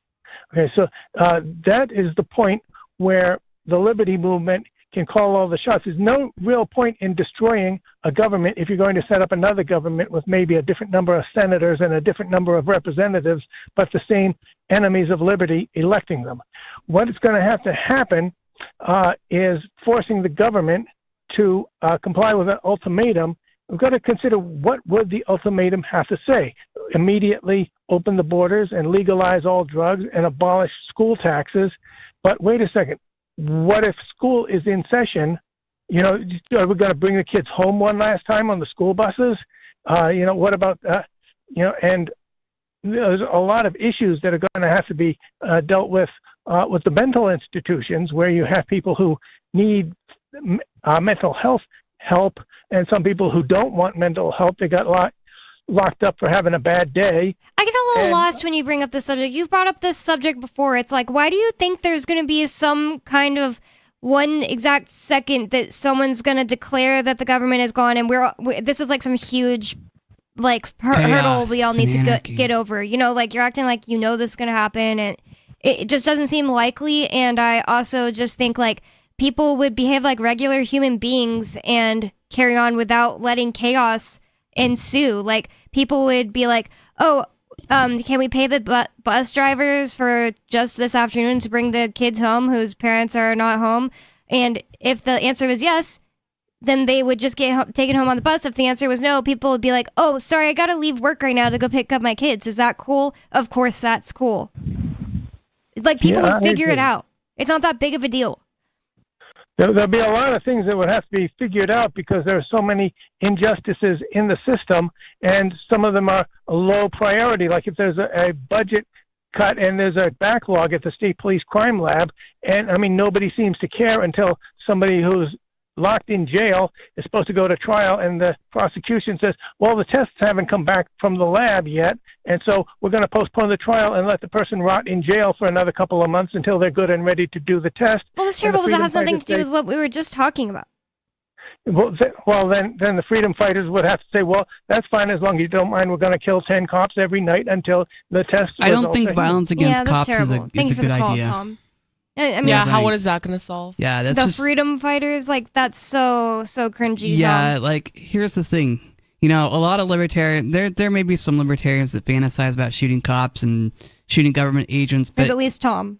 But at the end of the day, you know, violence is just a horrible solution, a horrible way to solve the problem. If you want to not be part of a system, don't participate in it. You don't need to use violence to, you know, remove yourself from the system. Yeah, I don't believe that it would even solve the problem. No. Right. So what was the problem? I already don't remember. What was the problem? He was saying, oh, well, sometimes somebody people being get, in jail, like, right? left in jail unjustly. So then, yeah, to be like, oh, if I, you know, commit violence against 10 people every day until I get my way. That's like a 2-year-old trying to get a solution. Yeah. And that's the thing about it is, crazy. I'm a libertarian because I believe in the principle of nonviolence. So why would I go against that principle in order to achieve, you know, little victories here and there? That's just so silly. Like, I would never achieve my end goal, which is Literally, people living in peace. If I was in jail and one of my friends was like, I'm going to sacrifice 10 people every day. Like, if I called Arya right now and was like, listen, I'm going to sacrifice 10 people every day until they release you from jail. She'd be like, okay. You're insane. Yeah, she'd be like, okay, so stop contacting me because you're a psychopath. Yeah. And the other thing is, I think that it may make the situation worse because if people are like, because then you look like the aggressor. There are these group of people that are killing cops in our state. Yeah, like that obviously almost makes you look bad. No, it makes you look bad, and then it's like, it gives like fuel to the other side. So it's like, wow, we really do need cops. Exactly. Yeah, like look at these crazy people. Exactly. That we don't like that idea. Tom seems to come up with ideas like that a lot, or at least just call in to praise other people who have killed cops. I understand that, you know, it's easy to get in a place of anger toward government people because, you know, they do a terrible job, they're whatever. But, you know, if you want to fight anger with anger and violence, it's not gonna bring about change. In fact, it's gonna bring about chaos and more problems in society if we just use violence to solve our problems. I don't think that people should be violent towards anyone, but as far as just being angry at someone, I wish that more people were angry. Just to start off with, you don't have to stay angry because that's not a good idea, but if you're going to get angry at the people around you who are absolutely apathetic and do nothing, and call them out and get people's attention about what's going on. That's like kind of my angle, and I would just wish more people were doing it. It's never going to do anything to just get mad at the people who... Why do you think the prosecution in Ian's case did what they did? Because they have a monetary incentive to do so, because they're uncaring people who are being absolutely incentivized to do what they did, not because they just hate me. What's the point of getting mad at them? The thing that makes me more angry is the average person on the street just not caring about what's going on, just feeding this beast every day and just sitting on their couch eating Cheetos, watching Jerry Springer. They don't care that your home was raided with drones by the feds. They don't care that a bear cat was driven through your walls. Yeah. And I don't get the point of being mad at basically a force of nature, like human beings acting on incentives. Like, yeah, they're terrible, they're tyrants, and they're despots, and they're parasites, and then they're thieves, and they're gang, and the government sucks. But you know why the government exists? Because there are people out there, the majority of people out there, that don't care, and caring is the first step to changing something. Moving on, we're talking about this article from... I was going to say archive.ph, but it's actually the Wall Street Journal on there, so I don't have to pay them to read it. They're saying that teens want their parents to track their phones and monitor their every move. And we talked about some situations where maybe you might want to be tracked. You know, if you and your boyfriend or parent, you're not together all day and you want to make sure that they know where you are in case you go dark all of a sudden. And maybe you're a single woman who's going on a date for the first time and you want to have someone watch out for you like a friend. That's a great one too, but it just seems surprising to me because being a teenager, I know I would not have wanted my mom to know where my every move was because sometimes I would tell her I was one place and not actually be in that place. Really?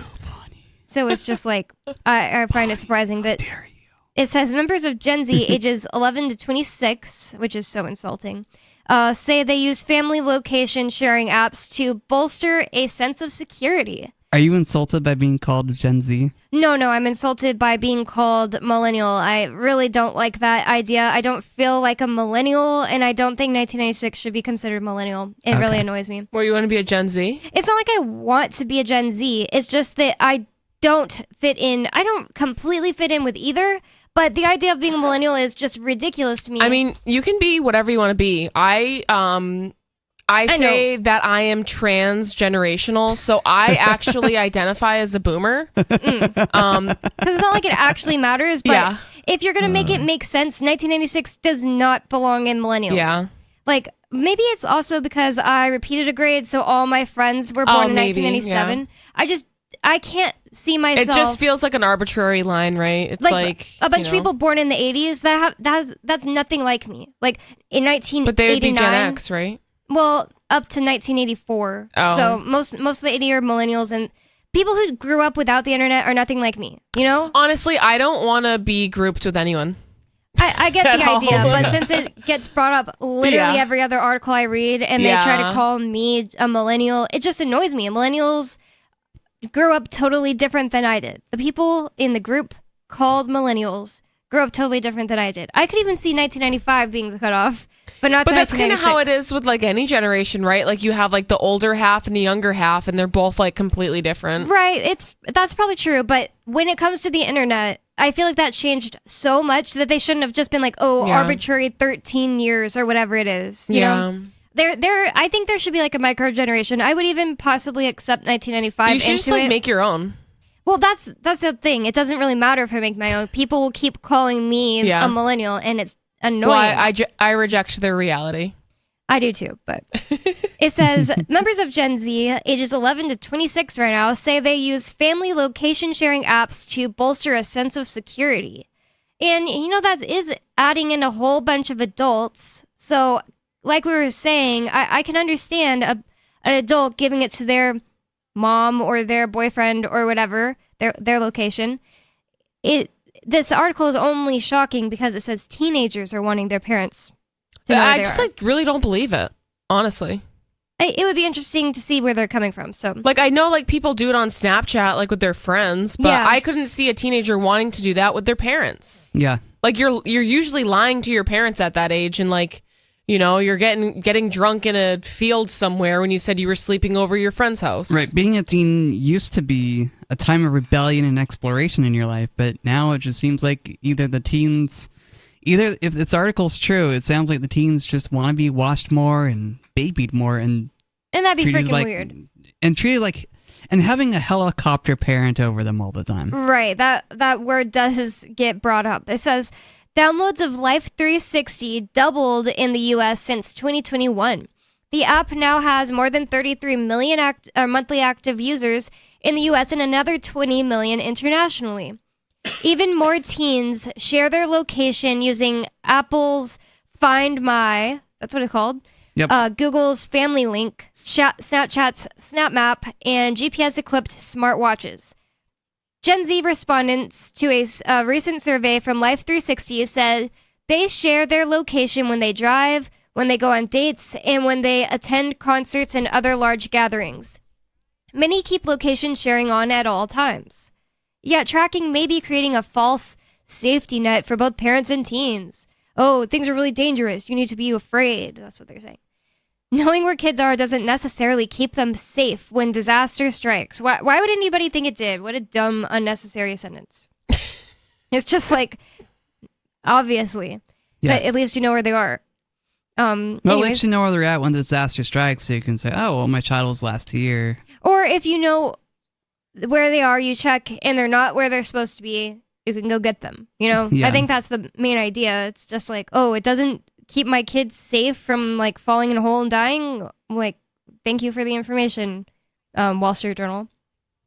Emery Littig's biggest fear is being abducted. A 10-year-old girl in her hometown of Davenport, Iowa, was kidnapped and murdered by a relative in July 2020. It took 8 months to find her body. News coverage of the case was constant, and it left Emery shaken. And, I mean, that's sad and everything, but I just feel like, man, you just need to, like, talk to your kid, get them over it, get their mind off of it. Or maybe teach them how to not be in those situations in the first place where they're potentially abducted. I mean, you know, it's hard though because like this was a family member, right? So it's like, and family if you're members are the supposed kid, to be trusted. Kid was murdered by that kid's relative. I think it just happened in this person's. But either hometown. way, if you're gonna be murdered or raped or sexually assaulted of any sorts, it's most likely going to be a close family friend or family member. Yes, or trusted authority and that's why it's figure. kind of silly that this person is getting all worried about it while she's in school and getting anxious. I mean, yeah, it's traumatic. It's just like, I mean, think I'm not that surprised. It's a parenting thing. Well, this person needs therapy. That's what I'm saying. Like give that's them what some it kind is. of help instead of just like feeding their fear. It's her That's what biggest it fear. is. It says. Yeah. Well, I mean, it's valid. I mean, her fear is absolutely valid. But yeah, I don't know. I think it's kind of bad if you're just something happened to someone in your hometown and now you spend your life afraid of it. Well, just you think definitely it's shouldn't something spend you should your move life. on I mean, from. like you need to, if somebody's having fears or worries or anxieties that are affecting them in their life that greatly, they need to go to therapy and they need to get help or do some sort of heal. You know, like they need help. Right. And instead, this parent is just being a helicopter parent to their 16-year-old. It says, Emery, now a 16-year-old high school junior, began using Life 360 even before that kidnapping when she was in 6th grade. I was a very anxious kid, she says. She says a yearbook survey from last school year showed that half of the more than 1,500 students at her school used the app. Wow. I wonder if, I don't know. Her friend group of 12 all share their location with one another in it. Some teens don't have a good relationship with their parents or just don't want them to constantly know where they are. Emery says she knows a couple of teens who refuse to be on Life 360 with their parents. Emery likes knowing that if she's in a car accident, her parents will receive an alert. Oh. I mean, that's definitely helpful. It says she was riding with friends last year in Des Moines, more than 2 hours from home, when her friend's sister rear-ended another car. Is that seriously something your phone needs to immediately alert your How does parents it for? know? How does your phone know you rear-ended somebody or got rear-ended? You know what I mean? Yeah, even if you were in like a fatal car accident, how would it? I mean, they'll find out eventually, but why is that? Like, I don't know. If anything, like, just call them. I'm trying to remember exactly the situation I'm thinking of, but somebody posted on social media that I know recently and was like, maybe if you guys know who I'm talking about, you'll know what I'm talking about, but they said, I'm fine. I was just in a rear ending. And I just was like, what happened? Okay. And I was just like, wait, what happened to them? And they were like, they said their phone sent out an alert to all their friends. So it must have been this app or something like that. Now it's all making more sense. Or to me. maybe some phones nowadays actually will send out alerts if they feel something in their gyroscopes or whatever. Well, so maybe. I mean, I haven't heard of that, but one of my good friends had me on her phone as like an emergency, and she would, it would send out alerts randomly. Well, I'm surprised that the night went by so fast, but that's all for Free Talk Live tonight. We'll be back live tomorrow. Thank you for listening. Thank you for all the calls. It's been Free Talk Live. You can find more of us at freetalklive.com. Peace.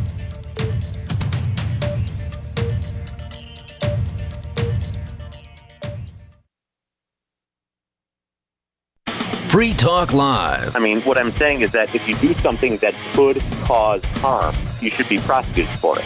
Private Manning was prosecuted for it. Private Manning was in jail for 7 years. Private Manning was given a 35-year sentence, which is by far and away the largest sentence ever given to a person that was a whistleblower. Not a whistleblower. There's a video of a helicopter gunning down reporters.